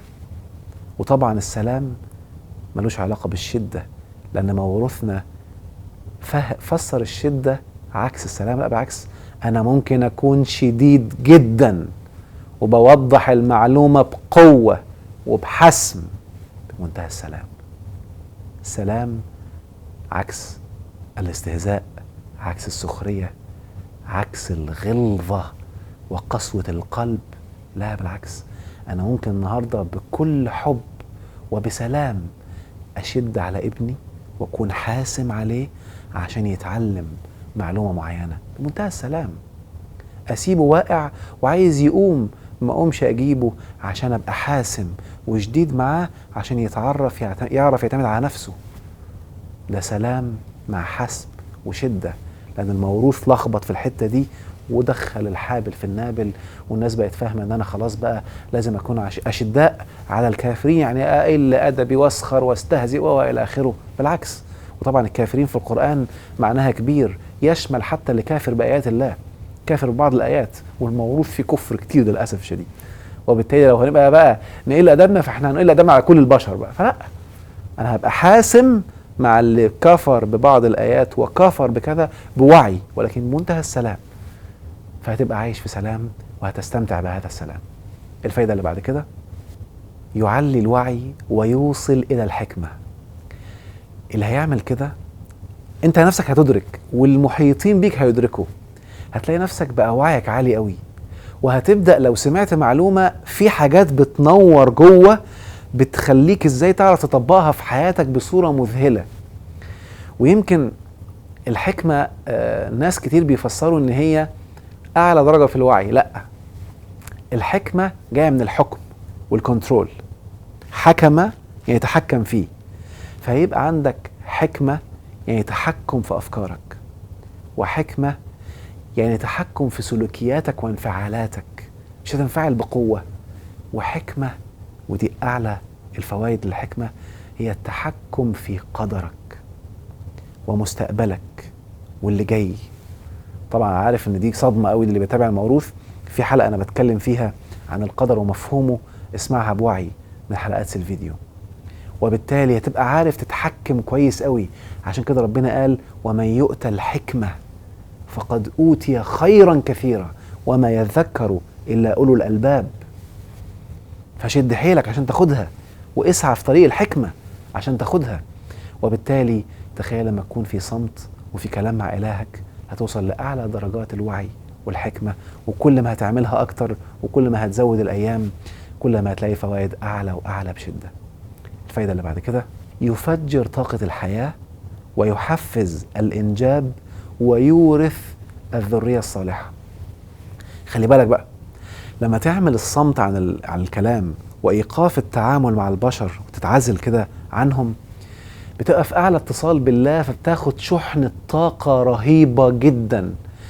شحنة الطاقة العالية دي، انتبه، بتحيي كل ما مات منك، وبتعلي طاقة الحياة قوي، فبتشافي أمراض كتير. ولو حد ما كانش بيخلف، بتحيي كل الأشياء اللي ميتة جواه، سواء عند الراجل الحيوانات المنوية أو عند الأنثى التبويض. كل اللي مات وملخبط بيحيا من جديد، لأنه خد من المصدر الأصلي أعلى شحنة. وبالتالي القدرة على الإنجاب بتعلى، وبتعلى جدا كمان. بس خلي بالك بقى، اللي عاوز يوصل لحالة القدرة على الإنجاب، على الأقل يعتزل الناس ويصمت عن الكلام على الأقل 7 أيام. لو وصل ل 19 أروع 1000 مرة، بس 7 أيام على الأقل. ساعتها هيوصل لنتائج رهيبة جدا. وأنا شفت بنفسي جلسات وناس طبقوا الكلام ده، والله العلي العظيم كانت سرعة إنجابهم أسرع مما أنا اللي بقول لهم تخيلت، أسرع مما كنت أتخيل. وبالتالي مهم قوي، لأن الله هو اللي بيهب الذكور والإناث، هو اللي بيهب الأولاد وبيهب كل حاجة. فأنت مهم جدا. وهتطبق اللي هقوله في الفقرة أو المحور الثالث، تعمل إيه أثناء الصوم مع الكلام. الصوم للرحمن أقصد، هنتكلم فيها في المحور الثالث إن شاء الله. فمهم جدا تبقى واعي إنه بيعلي طاقة الحياة بشدة. فالابتكار هيعلى، هيحيا تاني. الإبداع هيحيا. صفات وقدرات ومهارات جواك كانت ماتت ستحيا من جديد. واعلى حاجه للحياه انك تدب في جواك بقى، لو انت انثى او انت راجل، كل الحاجات الخصائص اللي بتحيي. فالحيوانات المنويه تبقى عندها اعلى قدره خصوبه واعلى قدره على الانجاب. والمفاجاه انك ستنجب ولد مشحون طاقه حياه من الله، فهيبقى بارا بوالديه، وهيبقى ابن الشيطان بعيد عنه، وربنا هيحفظه. فهيطلع من الذريه الصالحه كمان، مش اي ذريه. لأن في أولاد بييجوا لآبائهم بيبقوا شياطين، والآباء والأمهات بيندموا أشد الندم إنه جاب الذرية دي. فمش الفوائد نخليك تخلف بس، لا، ده هيضمن لك كمان إن الذرية تكون صالحة ومفيدة، لأنها جاية من شحنة عالية من الله سبحانه وتعالى. الفايدة اللي بعد كده، يحدث المعجزات في حياتك. هدي صدمة معلش. كلمة معجزة بدعة لم ترد لا في القرآن ولا في الحديث. أنا أزعم أن الشيطان أوحى لبني البشر بهذه الكلمة عشان يضيع تأثيرها على البشر. لن تجد كلمة معجزة في كلام الله ولا في كلام رسله. أمال إيه؟ ربنا مسميها آية أو دليل. هو في حاجة اسمها ربنا يريد أن يعجز خلقه؟ هيعجزك ليه؟ يعني معجزة يعني هو عايز يعجزني يعني كأن استغفر العظيم يا رب، يعني بيبص على ربنا بمنظور ان ربنا يعني محتاج هيعجزك. وهي استغفر العظيم يا رب، تعالى الله عن ذلك. في ايه؟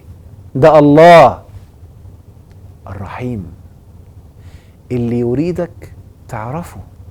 فلأنه رحيم بيك وبينزل عليك رحمة، فبيبعت آيات عشان تعرفك ان في إله، مش يعجزك، عشان يبين لك.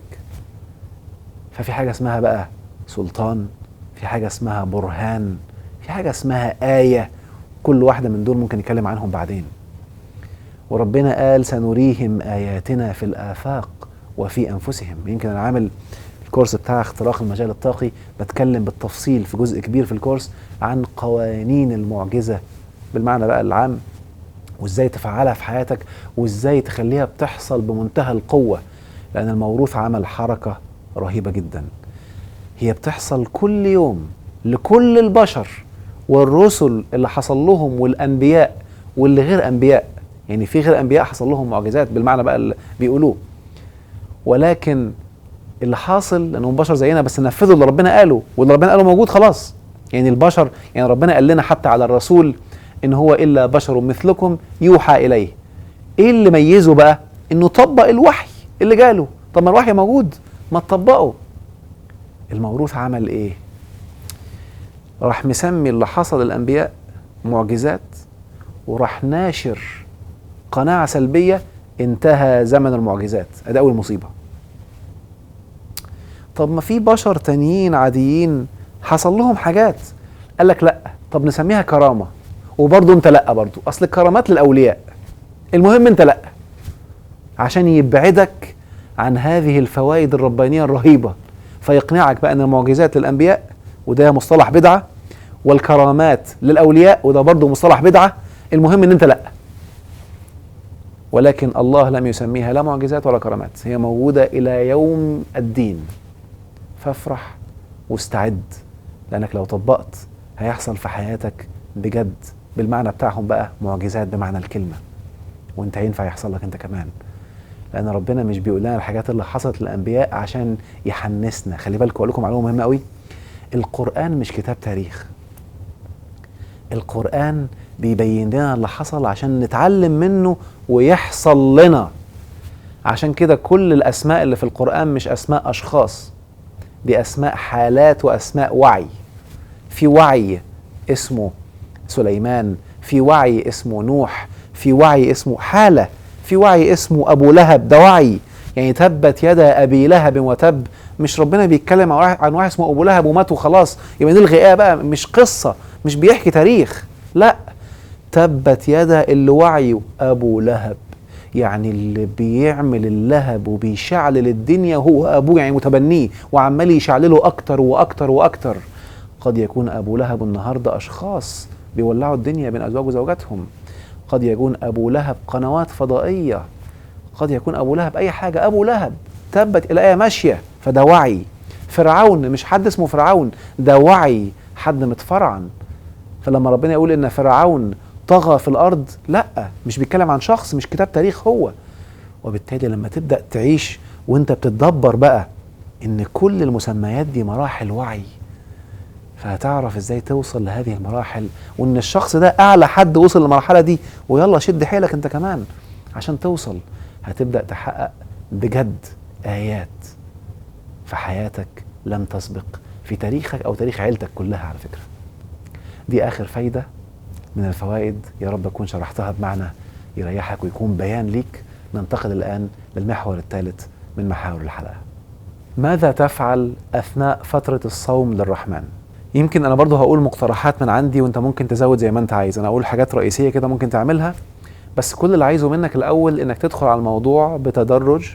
يعني جربها الاول يوم كامل، شوف ايه اللي هيحصل لك، شوف الاخطاء اللي عملتها، بعد كده زود، خد يومين، بعد كده خد 3. ما تدخلش مرة واحدة، لان بعض الناس قالوا حلو جدا انا هطبق وانا هقعد لي بقى 7 ايام وكده، هيبقى الموضوع كبير عليك وممكن يحصل مشاكل كتير وضيق، وهتحس بحالة ان جسمك فجأة انعزل عن العالم. فخليها الاول تدريجي احسن عشان تبدأ تستفيد منها ان شاء الله. فخدها الاول مرة اعملها يوم كده وسيبها شوية كده، وقوم اعملها مرة يومين، وبعد كده الثلاث ايام اعملها مثلا مرتين 3، يعني 3 ايام واقعد لك شهر ولا 2، واعملها كمان 3 ايام شهر ولا 2، 3 ايام، بعد كده ابدأ زود زي ما انت عايز، بحيث تكون اتعودت عليها ومشتاق ليها ومشتاق في الخلوة والقعدة مع ربك والانعزال عن البشر. أول حاجة هنعملها بقى وانت في حالة الصوم، تعرف على الله منه نفسه ومن كتابه. ابدأ بقى اتعامل مع كتاب ربك بوعي. يعني عيب تبقى معظم معلوماتك عن إلهك من كلام بشر تاني ومن وسطاء عن فلان وحد قال لك وأبوك قال لك والشيخ قال لك ولا أنا قلت لك. ما مين قال كده؟ ممكن ابقى انا غلطان ولا حد غيري غلطان.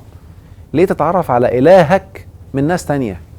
فتبدأ تجيب كتاب ربك وتبدأ تتعرف على الله من الكتاب. صدقني هتدرك أشياء كتير جدا جدا جدا جدا. وإنوي كده: يا رب أنا عايز أتعرف عليك، عرفني عليك يا رب، وأنا هفتح كتابك وهقراه عشان أعرف أنت إلهي، أقرب منك وأعرفك أكتر.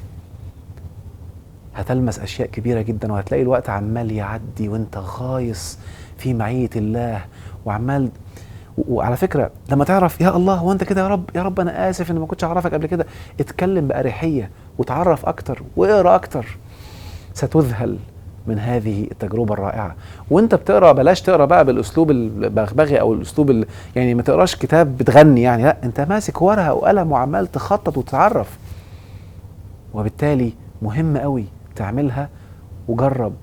ممكن والله العظيم فيكم ناس وصل لسن كبير ويبقى أول مرة في حياته يقرر يتعرف على إلهه من كتابه. النقطة اللي بعد كده: تكلم إلى الله طوال الوقت. على طول اتكلم معاه بوعي انه حاضر معاك. يا رب شفت كذا، انا هلاقي كذا، يا رب كذا. اتكلم بأريحية، اتكلم ببساطة، بلاش كلكعة. موروثنا للأسف حفظنا الكلكعة. والله العظيم تلاقي واحد، حتى الناس اللي بيروحوا يطوفوا الكلام ده، بقى مش عارف يكلم ربه بأريحية، ولازم يحفظ اللهم إني كذا واستنباط وحاجات بتفصلك عن الوعي، بتفصلك عن استشعار القرب.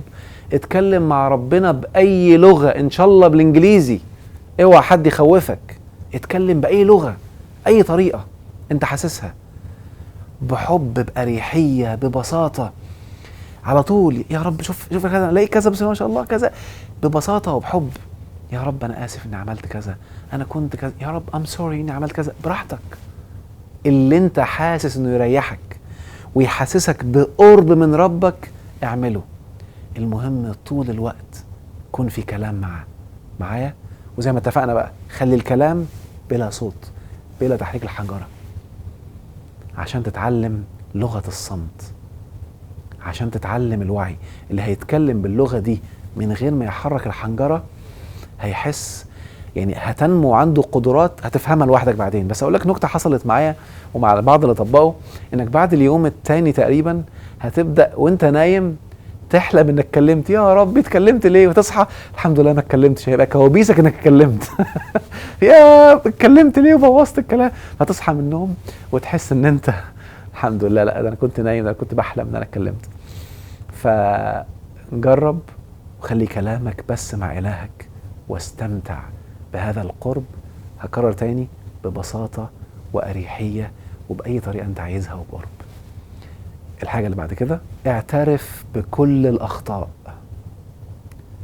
أيوة، انت قاعد دلوقتي مع ربك، اعترف بكل الأخطاء اللي هي في القرآن بألفاظ القرآن: إني كنت من الظالمين. يا رب أنا عملت كذا وعملت كذا. من الآخر عري نفسك قدام ربك، فضفض، خرج كله. يا رب أنا كنت غبي لما عملت كذا، أنا آسف. أنا كنت شيطان لما عملت كذا، أنا كنت وحش أوي لما عملت كذا، أنا بعترف لك يا رب. الإيجو بقى والحالة اللي انت قدام الناس فيها بتبين انك مش غلطان. انتوا عارفين ان في بعض الناس من كتر حالة الإيجو اللي واخداه والصورة الذاتية الفيك اللي بتبقى واخداه قدام الناس، ويمكن شرحت لكم بالتفصيل في كورس قوة الكلمة والتفكير الإيجو ازاي بيقلب حياة الناس جحيم، ودايما بيخليه يشد في حياته عكس اللي هو واخده، او عكس اللي هو عايزه اقصد. وشرحنا بالتفصيل بقى ازاي تكسره وازاي تتعامل معاه. فانتبه كده، بعض الناس بتلاقيه بيتفنن في انه يبقى غلطان، ولكنه يقعد يجادل ويناقش ويطلع اللي قدامه غلطان، فيتمنظر ان انا هو من جوه عارف انه غلطان، بس انا ما خليتهمش يغلطوني، انا اللي كسبت، انا اللي عديت. ده يعني مش عارف، بيعمي نفسه، بيخلي الدنيا جواه تتلخبط، فبيعمي نفسه عن رؤية الحقيقة، فبيعيش جحيم بمعنى الكلمة بعد كده. والله مهما كان عنده بيعيش جحيم بمعنى الكلمة. لكن انت المرة دي قاعد مع إلهك، عري نفسك تماما، طلع كله، وهتلاقي الرغبة في البكاء بقت عالية. ابكي، بس انتبه، البكاء له نيتين أو قصدين. ممكن حد بيبكي لأنه مش قادر يكتم البكاء، فده اللي بكاؤه بيألمه، أنا ما عدتش عارف أوقف ببكي، فده اللي دايما بكاؤه بيكون مؤلم. أو ابكي بنية التفريغ، بفرغ عن الحمل اللي كنت شايله، يا رب أنا كنت كذا وكذا، أنا عارف، أنا بعترف، وابكي فرغ. وانت بتبكي تكون واعي انك بتخلص نفسك من الأحمال اللي جواها. ممكن الآن تحس انك عايز تبكي، سيب نفسك، فرغ كله، انت مع ربك، اتكلم، فضفض، يا رب أنا عارف أنا عملت كذا، أنا كنت كذا لما كنت بتعامل مع فلان ولا زوجتي ولا زوجي، أنا كنت غلط، أنا كنت عارف، أنا بعترف يا رب، ويا رب، وحط بعد كده أنا هعمل إيه الصح، أعهدك يا رب، وحطها عهد بينك وبين ربك، أنا بينك وبين ربك عهد، يا رب أعهدك إن أنا هعمل دي بقدر استطاعتي، ولو غلطت ارجع تاني وكلم ربك، أنا آسف كنت ضعيف، هعملها يا رب وهكون قوي. وابدأ شوف نقاط ضعفك، طلعها قدامك على الصح، على السطح، وعريها، واتجه إلى التحسين والتطوير. أنت متخيل بس لو عملت دي لوحدها إيه اللي هيحصل في حياتك؟ يعني وأنا بحكيها أنت ارتحت، تخيل بقى لو طبقتها إيه اللي هيحصل لك؟ الحاجة اللي بعد كده اللي تعملها، اقرأ كتابه بوعي. اقرأ الكتاب اللي ربنا أنزله بوعي، وزي ما شرحناها في الحلقة اللي فاتت، قسمه إلى جزاءات، نواهي، أوامر، معلومات وكنوز، واقرأ بوعي وشوف القصص اللي موجودة، استفيد منها. اقرأ المرة دي بوعي عشان تفهم وتطبق في حياتك وتبقى حياتك جنة. وكل فترة خد لك وقت انك تعمل كده، وبعد ما تخلص الفترة بتاعت العزلة دي او الصمت عن الكلام والبعد عن الناس، خلصت وطلعت بقى في حياتك العادية، خصص كل يوم على الأقل نص صفحة ولا وقت انت تحدده، ولا كمية أو عدد من الآيات انت تحدده، بتقرأ في كتاب ربك بوعي مع الدفتر سمعنا وأطعنا، حط فيه اللي هتكتشفه وملاحظاتك انت وبالألوان، وظبط بحيث تبقى بتعمل لنفسك خطة عشان تعيش حياتك بجنة. الخطوة اللي بعد كده، شاهد عمرك الماضي ومستقبلك، وخطط لما تريد فعله في الفترة القادمة وفي الحياة. شوف نفسك، اقعد بص على كل حاجة في حياتك كده، شوف شريط حياتك بنسميها التايم لاين أو خط الزمن بتاعك، ابدأ ارجع كده في ذهنك واتفرج على شكل حياتك، واسأل نفسك هو ده شكل الحياة اللي أنا عايزها أبقى عايشها؟ وشوف المستقبل لو فضلت كده يبقى عامل إزاي، وابدأ شوف إيه اللي هتطوره في حياتك وفي نفسك الفترة الجاية، واكتب واعمل خطة دقيقة محكمة، لأنك هتبقى خارج بطاقة مذهلة تزلزل الدنيا. هتبدأ تنفذ بنود الخطة اللي انت كاتبها بدقة. لما تقعد تشوف ماضيك وتشوف مستقبلك وتشوف انت فين الآن، هتستقرئ وهتاخد بالك من حاجات كتير كنت معمي عنها وانت مشغول في حطام الدنيا وفي لخبطة الدنيا. ساعتها هتبدأ تعمل خطة هتعيشك في جنة الدنيا قبل جنة الآخرة إن شاء الله الرحمن.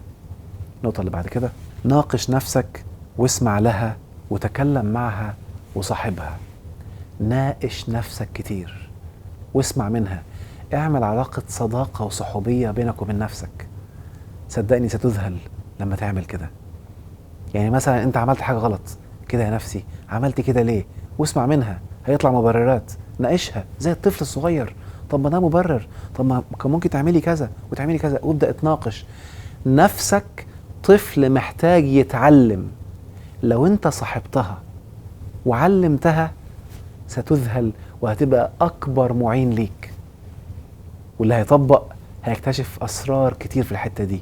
وزي ما قلت لكم افتكر تاني، طبق التمرين بتاع أنا آسف يا نفسي وكن صاحب لنفسك، ستذهل من النتائج إن شاء الله.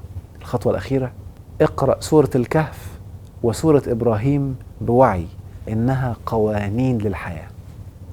مهم جدا في حالة الخلوة دي تكون بتقرأ سورة الكهف بوعي، بنية إخراج الكنوز اللي فيها والقوانين اللي فيها، وسورة إبراهيم كمان، أنا هقول لكم مفاجأة عن إبراهيم يمكن تكون صادمة بعد شوية. فمهم جدا سورة إبراهيم وسورة الكهف، اقراها كل مرة لما وعيك هيعلى هتطلع منها كنوز لن تنضب حتى يوم الدين. وخلي دايما السورتين دول يبقوا دايما بتقراهم، بعد كده بقى اقرا بقيه الكتاب زي ما انت عايز، بس خصص وقت محدد بالدفتر بتاعك وطلع واكتب هذه الأشياء. ممكن حد يسأل طب أنا هكون بتكلم بصوت؟ لا، زي ما اتفقنا الحنجرة ما تتحركش، اعمل اللي انت عايزه مع ربك من غير أي تحريك الحنجرة، لأن كل ما الحنجرة ذبذبتها بقت هادية. يعني الصيام لما توقف اهتزاز المعدة عن الهضم بتستفيد أكتر. الصوم بقى للرحمن وبتوقف فيه الكلام بتوقف اهتزاز الحنجرة كمان عن الحركة. مهم كمان تكون صايم زائد صوم، اجتماع الاتنين بيعلي الفوائد أضعاف مضاعفة. مش لازم تعمل الصوم في رمضان، هو طبعا يستحسن في رمضان عشان تستفيد في الطاقة، يعني يستحسن تعمله في رمضان عشان تاخد من طاقة رمضان، لكن ممكن يتعمل في أي وقت. لو هتعمله في أي يوم تاني مهم تكون صايم كمان زائد الصوم في الأيام اللي هتعملها عشان تجني أكبر وأحسن صفات. تخيل بقى كل هذه الصفات الرهيبة وكل هذه الفوائد أنت حرمت منها، وقد تكون أول مرة تسمعها عشان الموروث اللي بيذاكر منه من يتحدث في الدين ما جابش سيرة الكلام ده خالص، بل بالعكس الشيطان وأعوانه دسوا بعض الكلام اللي يبعدك عن الحاجات دي. تعالوا بقى الفقرة اللي جاية نتكلم عن الأساس الديني لهذا النسك الرائع، الأساس الديني لهذا النسك العظيم المنسي. بعض الناس الموروث عندهم يعني كبير وهم دايما بيدرسوه، هتلاقي معظم اللي بيهاجم هو اللي درس كتير. للأسف والله العلي العظيم أنا والله بحبكم وفاهم وواعي وحاسس بيكم، وعارف ان الشيطان هتلاقيه بيقول لك الحق ده بيعملوا دين جديد وكذا وكذا، ان الشيطان بيستفزز اللي بيتبعهم بالافكار والمخاوف دي. فانا فاهم كويس قوي انت حاسس بايه، لكن جرب مره تقعد مع نفسك صادق انت وربك عشان تفهم الكلام ده صح ولا غلط، اللي جواك ده حقيقي ولا لا. لان الموروث من كتر التشويه اللي حصل فيه اللي بيدرسه كتير عقله بيتلخبط وبيتشوه. جرب زي ما اتفقنا تكون مصدرك كتاب ربك ثم تقرأ الموروث، هتكتشف منه الإيجابي والسلبي. مش معنى ان في سلبي بس، لا ده في الاثنين، بس لن تستطيع اكتشافه الا لما يكون معيارك كتاب ربك. ايه رأيكم لو قلت لكم بقى ان الموضوع ده اللي هو الصمت عن الكلام موجود من زمان؟ من وجهة نظري حاليا قد أغيرها فيما بعد، ان اول حد عمله مجموعة فتية كانوا قومهم بيعملوا الأصنام وأشياء غلط وأشياء سلبية وإلى آخره، فقرروا يعتزلوهم، فاعتزلوا قومهم وقعدوا في كهف بعيد عن الناس. أول حاجة وده الاعتزال، انك تبعد عن الناس خالص وتقعد في الكهف. فربنا سبحانه وتعالى عمل لهم آيات رهيبة وسمى سورة باسمهم. انت متخيل؟ سمى سورة باسمهم وأمتهم مئات السنين وبعثهم تاني. معجزات حصلت، آيات رهيبة حصلت. عشان كده قلت لكم وانت قاعد في فترة الصمت اقرأ سورة الكهف بوعي انها مش قصة تاريخية، انها ممكن تحصل كل يوم. اعتزل أفكار الناس، اعتزل القوم، اعتزل الموروث السلبي اللي قد يكون محيط بيك انت وعيلتك واهلك. ويا سلام لو كل زوج وزوجة عملها مع زوجته ومع اولاده، والله هتحسوا بنتائج رهيبة. فانتبه وتأمل الآية دي كده: وإذ اعتزلتموهم وما يعبدون إلا الله فأووا إلى الكهف ينشر لكم ربكم من رحمته ويهيئ لكم من أمركم مرفقا. خدت بالك؟ ربنا أمرهم يأووا إلى الكهف. إيه ده ربنا كان بيكلم أصحاب الكهف. إيه ده معنى كان هم كانوا بيقعدوا مع نفسهم بينهم من ربنا اتصال، ما وحي اهو، هم مش أنبياء ولا رسل. وربنا أمرهم يروحوا الكهف وقال لهم لو رحتوا كده ينشر لكم ربكم من رحمته، هيحصل اتصال أعلى، ويجعل لكم من أمركم مرفقا. عشان كده كل الأمور المعضلة أو اللي صعبة في حياتك أو المكلكعة أو الملخبطة، روح على ربك على طول، انعزل عن الناس. زي ما قلت لكم، يا سلام لو كل زوج وزوجة عملوها بروقان، اتفقوا مع بعض وقسموا. هتقعدوا 3 أيام الزوجة، يبقى الزوج قايم بالواجبات المنزلية وبالأسرة، بعد كده الزوج عايز يعملها، تقوم الزوجه مظبطه الواجبات ومتفق معاه وتظبط لو ينفع في الشغل والكلام ده كله، في ايام الاجازات لو عندكم شغل مرتبط بشركات او كده، المهم مخمخ يقتطع وقت يا سيدي. ممكن مش لازم تعملها 100%، ممكن تعمل وقت الصيام اللي انت عايزه، ولو جه اليوم الثالث في الشغل روح وخليك قليل الكلام. يعني في بعض الناس لما تشوف التعليقات اللي في الاخر عمل كمامه وكل ما في الشغل وفضل يتكلم، فالناس افتكروا انه تعبان او صوره في حاجه فسابوه. خلاص، ما انت بقى عندك ثقه، المهم ربنا شايفك ايه، مش مهم الناس. ما تفسر لهمش عشان ما حدش يقعد يتكلم معاك، اعمل انا تعبان خلاص. في حد كاتب حتى هتلاقوها واحده راحت فندق ودخلت وقعدت في الفندق وافتكروها خرصه، مش مشكله، وقعدت 3 ايام ما تتكلمش مع حد، ايه المشكله يعني؟ في كميه افكار رهيبه، انت عندك طرق، اعمل اللي انت عايزه، انت بقيت واعي وواثق، وربنا سبحانه وتعالى هو اللي شايفك، مش مهم الناس. بس الشيطان بقى ممكن يجي، طب هعمل ازاي وانا عندي عيال وانا عندي كذا؟ والله لو صدقتي يا زوجة الله، ويا زوج لو صدقت الله، ما تقولش بقى شغلي واصل كذا واصل كذا، لو صادق بجد وعايز تعملها ربنا هيهيئ لك اللي يخليك تعملها. عندك 500 حل، مش هقول لك بس انت عارف لو نويت بجد ربنا هيسرها لك. فبلاش تكلكع الدنيا وتلخبطها، دي افكار الشيطان هيعملها لك عشان تلخبطك وتخليك الدنيا بايظه معاك. بعد كده بعد اصحاب الكهف بقى سيدنا ابراهيم اعتزل قومه وطلع على الجبل، مفيش كلام مع البشر نهائي. سيدنا ابراهيم لما عمل كده خلي بالكم بقى بيتكلم مع الله طول الوقت. الكلام مع الله طول الوقت وصلوا انه يوصل لدرجات مذهلة، وانه يعرف الله عن قرب، وان الله سبحانه وتعالى يريه ملكوت السماوات والارض، وان من قوة طاقة الحياة اللي بقت جواه احيا الموتى. قال ربي ارني كيف تحيي الموتى، قال اولم تؤمن، قال بلى ولكن ليطمئن قلبي. شايف الحوار؟ قال فخذ 4 من الطير فصرهن إليك ثم اجعل على كل جبل منهن جزءا ثم ادعوهن يأتينك سعيا. من كتر طاقة الحياة اللي بقت جواه نزل وهو كبير خلف ولدين.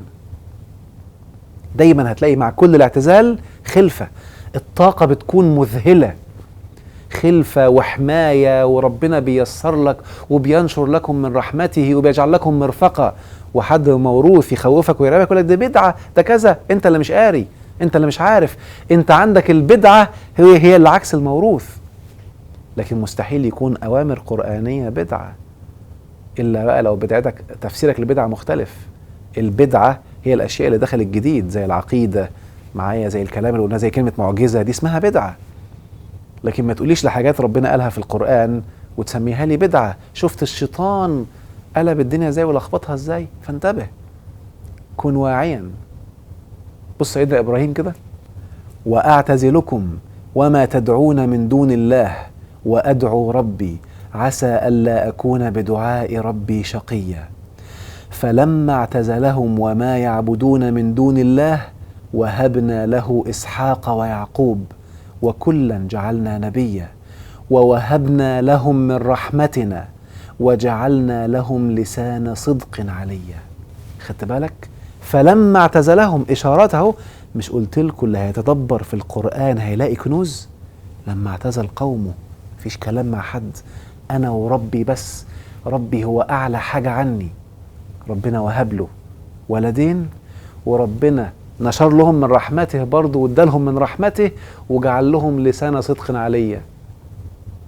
ايه رأيك بقى ان اللي عمله سيدنا إبراهيم هو ده اللي ربنا أمر كل الأنبياء وأمرنا نتبعه، عشان ما حدش يخوفك ويرعبك. وهتلاقي بقى كل الدسائس والكذب اللي نسب للرسول وما ينفعش وممنوع ودي بدعة وما حدش يعملها ودي جاهلية، كل ده كذب نسب للرسول عليه الصلاة والسلام للأسف شديد. وطبعا في بعض الكذب منسوب لأبو بكر ومنسوب لكذا، الموروث فيه بلاوي، الشيطان هيبدأ يطلع بقى الكلام ده عشان يخوفك ويرعبك.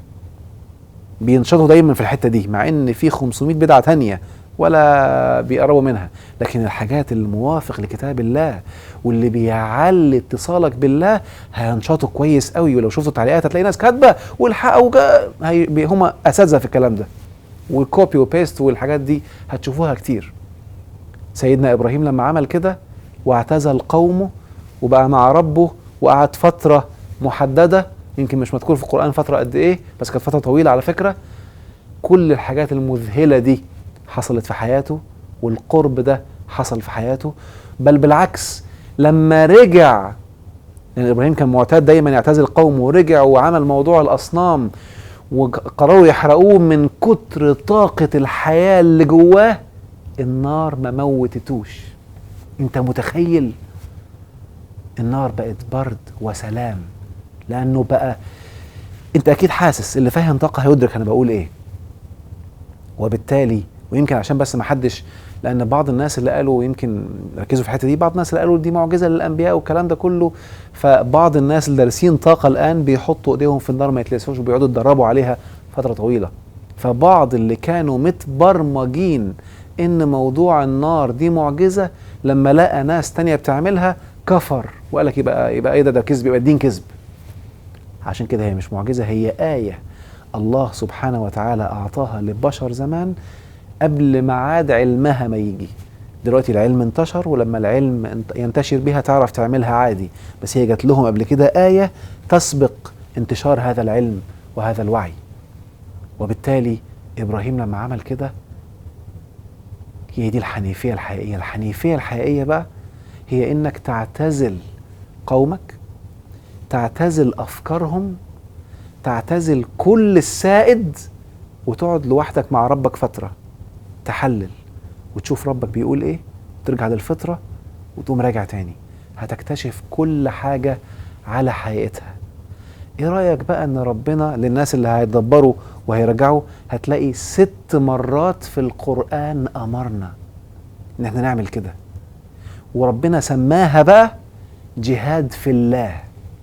ده اعلى انواع الجهاد، لن تجدها مذكورة في الموروث. الجهاد في الله بالحرف كده، وأمر قرآني، وجاهدوا في الله حق جهاده. انك تقعد مع نفسك تنعزل عن البشر وتبقى انت وربك وبس، عدد ايام محددة. بص الآيات دي كده: قل صدق الله فاتبعوا ملة إبراهيم حنيفا وما كان من المشركين ثم أوحينا إليك أن اتبع ملة إبراهيم حنيفا وما كان من المشركين وقالوا كونوا هودا أو نصارى تهتدوا قل بل ملة إبراهيم حنيفا وما كان من المشركين قل إنني هداني ربي إلى صراط مستقيم، اللي هو إيه؟ دينا قيما ملة إبراهيم حنيفا وما كان من المشركين ومن أحسن دينا، ده أحسن الدين، ده كلام ربك، ومن أحسن دينا ممن أسلم وجهه لله وهو محسن واتبع ملة إبراهيم حنيفا واتخذ الله إبراهيم خليلا. وجاهدوا في الله حق جهاده، ده أمره، هو اجتباكم وما جعل عليكم في الدين من حرج ملة أبيكم إبراهيم. أنت متخيل كم الأوامر دي؟ إن ربنا أمرك تعمل ده السيستم. خلي بالك بقى، ربنا سماه صراط مستقيم، وربنا سماه الجهاد في الله، مش في سبيل الله، ده نوع تاني. في الجهاد في الله، في الجهاد فينا، في الجهاد في سبيل الله، ممكن نتكلم عنهم بعدين. المهم، فربنا أمرنا نجاهد في الله، وخلي بالك بقى، واتخذ الله إبراهيم خليلا. ايه رأيكم لو قلت لكم ان موروثنا الجميل الآية دي فسرها خليل يعني صاحب، صديق، يعني استغفر الله العظيم يا رب، يعني وإن خليل بقى من الخل والخلان وما يتخلل القلب والعاطفة والكلام الجميل ده. أحد الشباب اللي أنا بعتبره شباب واعد، والشاب ده هقول لكم اسمه بعد شوية، يعني أنا متوسم فيه خير، وبسم الله ما شاء الله عمال يطبق بقاله سنين، وربنا يعني عمال يلهمه إلهامات مبدعة، وكل مرة يعني بيجي لي بعض الحاجات بسم الله ما شاء الله عليه، تدبر المعنى ده. وفي يوم من الايام حتى بعت لي على واتساب انا جالي معنى خطير بسم الله ما شاء الله. فايه قول لي، ربنا سبحانه وتعالى قال واتخذ الله ابراهيم خليلا. قلت من شويه ابراهيم ده وعي مش اسم شخص. معايا الموروث اوهمنا بقى ان ربنا خلاه صاحب خلاص بقى التاريخ، يعني ربنا خلاه يا بخته. لكن خليله جايه من الخلال، عارف خل وخلال، حاجه خلال حاجه. فكأن ربنا سبحانه وتعالى قال لنا ان اللي عاوز يوصل لربنا سبحانه وتعالى ويقرب منه قوي يبقى من خلال حالة إبراهيم، من خلال الحالة دي. فإبراهيم خليل لله، تعرف ربنا من خلال حالة إبراهيم وحالة العزلة والقرب لله سبحانه وتعالى. شفت المعنى المذهل ده؟ شاب لسه في ريعان شبابه، والله ما أعرف عنده كام سنة بس حاجة و20 سنة تقريبا، هو اللي اكتشف المعنى ده بتدبره. ولا دارس بقى كل العلوم اللي قايلينها والحاجات اللي حشرينها في الموروث دي عشان تبعدك عن كتاب ربك، هتكلم عنها بعدين. الشاب ده اسمه عبد الرحمن عمرو، هحط لكم الآن صورة الفيسبوك بتاعه. هو أحد شباب المؤسسة، ويمكن هو أول مدرب معتمد من مؤسسة عمارة. إن شاء الله الرحمن له الفترة الجاية معلومات رهيبة هيبدأ يصدرها وكورسات، يعني بإذن الله تساهم في جعل حياتكم جنة. ويمكن هيكون هو أول حد هنزل كورساته في الأكاديمية لما يخلصها إن شاء الله ويصورها. فده تدبر شاب، تدبر من أروع ما يكون. أنا نفسي والله العظيم لما قال لي كده كنت عايز أخده في الحضن، بس هو كان في القاهرة وأنا في دبي. المهم لما يبقى الله سبحانه وتعالى أمرك 6 مرات في القرآن إنك تتبع كلام إبراهيم، تتبع ملة إبراهيم. طبعا ملة إبراهيم عكسها حاجتين، يهود ونصارى. الموروث طبعا خلى يهود ديانة وخلى نصارى ديانة، بس هي ملة يعني سيستم طريقة حياة. هقولها سريعا كده لغاية ما افصلها بعدين.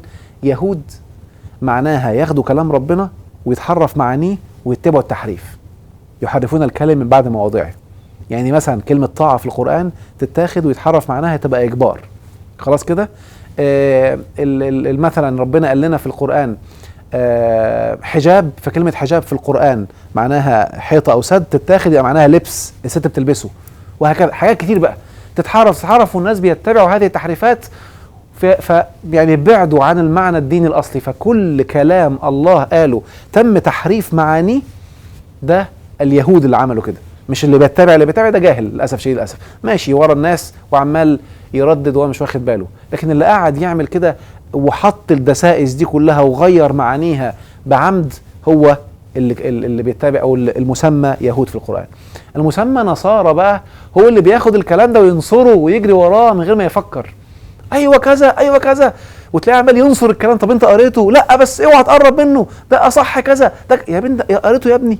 طب تعرف الكلام ده؟ عمال ينصر وينصر وينصر. ايه اسلم 5، ايه اسلم 10، ايه ده؟ فخلي بالك بقى ان اتباع الرسل كلهم، الرسل كلهم عند ربنا اسمهم مسلمين، واتباع الرسل عند ربنا اسمهم مسلمين. ده بنص الكتاب. اتباع موسى واتباع عيسى واتباع محمد واتباع الانبياء اللي قبليهم عند ربنا اسمهم مسلمين. مفيش غير الدين ده. حلو كده؟ وبالتالي في بقى من اتباع موسى واتباع محمد واتباع عيسى يهود ونصارى، من ال3، وهتلاقيهم عايشين معانا اليومين دول. هم دول بقى اللي لما تيجي تقول لهم اتبعوا ملة إبراهيم مش هيعجبهم، لن يرضوا عنك إلا ما تتبع ملتهم. هو نفذ وخلاص من غير ما تفكر عشان يرضوا عنك. فانتبه الله يهديك، ويعرف ان هتلاقيهم كتير قد تفاجئ انهم المحيطين بيك، بس بلاش اتهامات. انت تبقى واعي كده وساكت وفاهم عشان ما تخش في اتهامات وجدال، لان الوعي ده زي ما اتفقنا يعني المعلومات دي يعني وعيها تقيل شوية، فاللي هياخدها من غير ما يكون واعي وفاهم ممكن يروح بقى مش عايز اقول كلام سلبي، يعمل فيها بقى الفت، وانا عرفت كذا وانتوا يهود وانتوا نصارى وانتوا. زي واحدة حضرت كورس مرة معانا، كورس قوة الكلمة والتفكير، الله يسامحها ويهديها. فانا بتكلم عن اصنام العقل، فراحت قالت انت الصنم، بتقول لجوزها انت الصنم بتاعي وانتوا اصنامي. اصنام مين؟ يعني كنت بقول كده ان في صنم الاهل، ان واحد بيقول بقى اهلي هيمنعوني وبابا مش هيوافق وكذا، فده اسمه صنم في عقلك كسره عشان ربنا يهديك ويهدي بابا. رايح يقول لابوه، رايح تقول لمراته انت الصنم بتاعي وانت كذا. ايه يا ابني الكلام ده؟ احمد عماره قال لي. الله يخرب بيت احمد عماره عليك، وانا باخد شتايم في الاخر. فكونوا واعيين، الله يهديكم. هذه المعلومات ليك علشان تبقى واعي وتطبقها بوعي وتحمي نفسك، عشان الناس اللي مش هيعجبهم كلامك هيكتروا كتير، فتبقى واعي بذكاء. تأمل بقى الآية دي كده: ومن يرغب عن ملة إبراهيم إلا من سفه نفسه ولقد اصطفيناه في الدنيا وإنه في الآخرة لمن الصالحين. خلي بالك، أنا بتاع علم نفس، فهقول لك معلومة خطيرة دلوقتي. أي حد هيجي يقول لك هو أنت مين أنت عشان تعمل كده؟ هو أنت مين جنب الأئمة وجنب الصالحين؟ هو سافه نفسه وعايزك تسفه نفسك. هو شايف نفسه تافه، الموروث برمجه إن هم العظماء وأنت اللي تافه. والله معظم كلام الموروث بيبرمج اللي بيقراه إن أنت قليل قوي وهم الرائعين الأفذاذ. هم على فكرة رائعين، بس أنت زيهم بالظبط وممكن تبقى أحسن منهم، بس هو بيبرمجك إن هم الأعلى وأنت الأقل. أنت معقول تيجي قدهم؟ فتلاقي اللي بيتكلم وناجي إيه جنب ضفر فلان، فسافه نفسه. فتلاقيه بيتكلم مع الآخرين أنت مين أنت عشان يحصل لك كذا؟ أنت معقولة هتتدبر وتعرف أنت؟ هو أنت هتعرف تقول كلام ما قالوهوش العظماء السابقين؟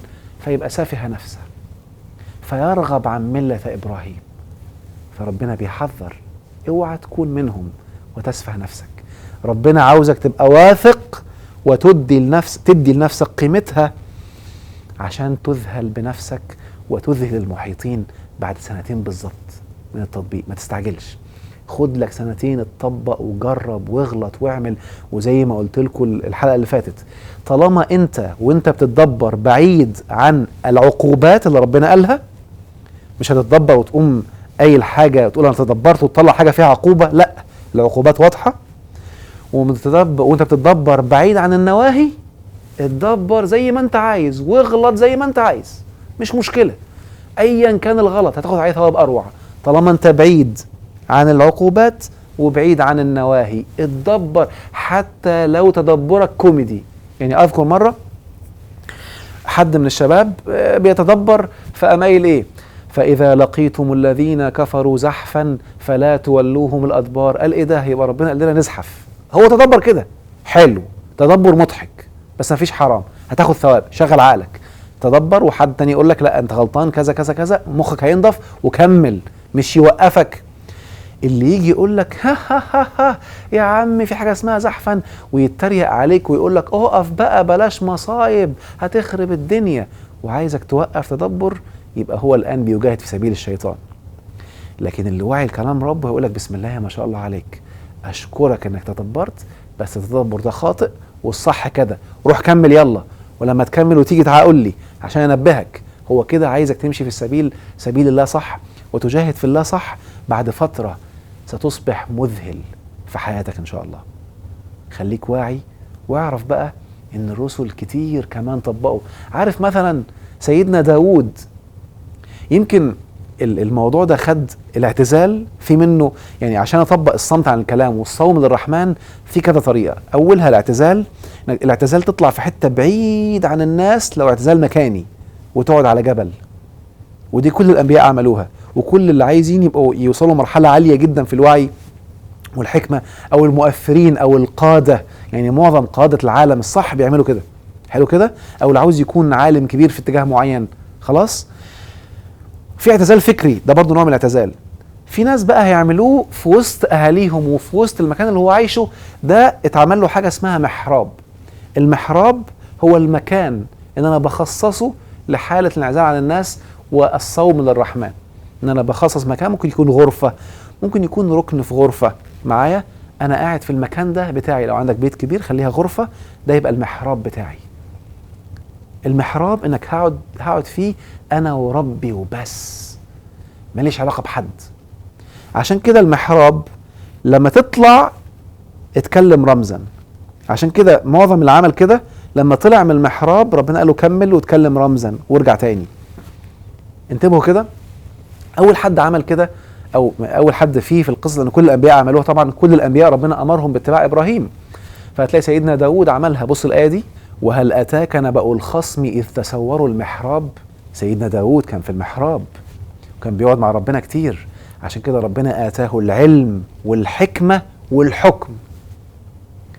سيدنا سليمان اللي جه من نسل داود اللي كان بيعمل العباده اللي بقى النسك اللي من اعظم النسك ده، سليمان كمان كان كده. وانتوا عارفين كل الايات اللي ربنا كان مديها له، بل ربنا سخر له الجن يعملوا له محاريب في اي حته هو عايزها. بص الايه دي كده: يعملون له ما يشاء من محاريب وتماثيل وجفان كالجواب وقدور راسيات اعملوا آل داود شكرا وقليل من عبادي الشكور.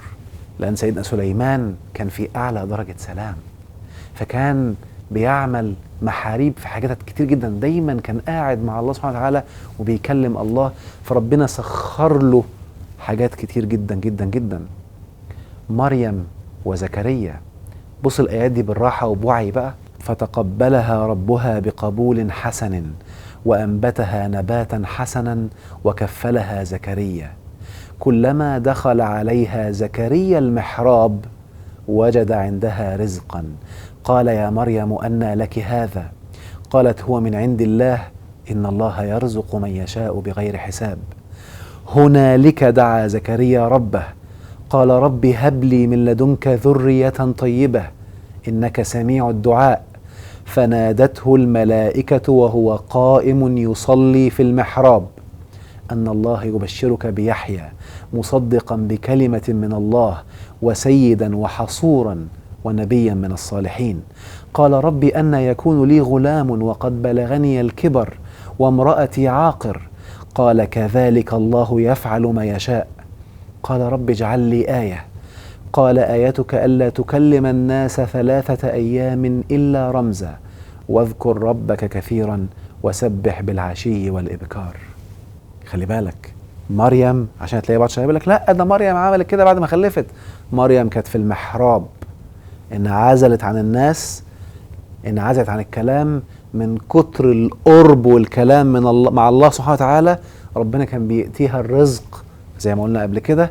وسيدنا زكريا كل ما يدخل على المحراب كان بيذهل، ايه ده؟ وجد عندها، كلمة وجد مش معناها مادة على فكرة، ما انا ممكن اجد عندك علم، اجد عندك وعي. فانا النهاردة لما سيدنا زكريا لقى ده، ايه ده؟ خلي بالكوا بقى، قالت ان الله يرزق من يشاء بغير حساب. ربنا بيدي اللي يشاء، يشاء هنا تعود على البشر. ايه؟ فهي صديقة الآن، هي صديقة. لما شافها صدق. ساعتها سيدنا زكريا راح وكمان المحراب يعمل زيها، وعمل محراب لنفسه وقعد هو وربه بس. كان بقاله فترة بيدعي عايز يخلف، فراح قاعد مقلد اللي بتعمله السيدة مريم، وقعد يدعي ربنا وهو في المحراب بعيد عن الناس منعزل. فنادته الملائكة وهو قائم يصلي في المحراب أن الله يبشرك بيحيى. وإيه بقى؟ وربنا اللي سماه يحيى لم نجعل له من قبل سميا وسيدا وحصورا. شوف ذرية صالحة. اللي هيتتبع موضوع الانعزال والصمت عن الكلام وانعزال البشر ده هيحس بروائع رهيبة معايا. خلي بالك بقى، لما قالوا له كده وفي المحراب طب يا رب اجعل لي آية. طيب آياتك كمل بقى، لو هتخرج تكلمهم خليك مكمل في الصمت، اوعى تتعامل معاهم بالكلام، حافظ، عشان لسه مراته ما خلفتش، ده هم بشروه والملائكة بشروه، كان لسه ما حصلتش. الملائكة بشروه فلسه ما حصلتش، كان في المحراب. فربنا سبحانه وتعالى بقى عشان يكمل ويحصل له آية بعد ما الملائكة بشرته قال رب اجعل لي آية. قال آياتك ألا تكلم الناس. كمل بقى عشان الطاقة تعلى، فحتى لو اختلطت بالبشر لا تتكلم إلا رمزا. فكان لسه أصلا ما خلفتش، وبالتالي كان بشرى بس عشان يحصل الاكتمال والطاقة تكتمل ويبقى جاهز لأنه يخلف. فانتبه الله يهديك. أنا حتى والله من غير مش عايز اعيب على ناس، لكن تدبر واراء السابقين في الموضوع ده يقول لك ان لما قال ربنا رب اجعل لي آية فربنا عاقبه.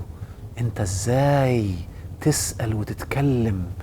طيب مش هتتكلم 3 ايام. والله العظيم 90% من كتب التراث فيها الكلام ده، ان ربنا عاقبه بعدم الكلام عشان ازاي تسأل ربنا. ايه ده؟ بتخلي ناس كأن ربنا يعني ظالم وانت تفتح بقك معايا. ايه ده؟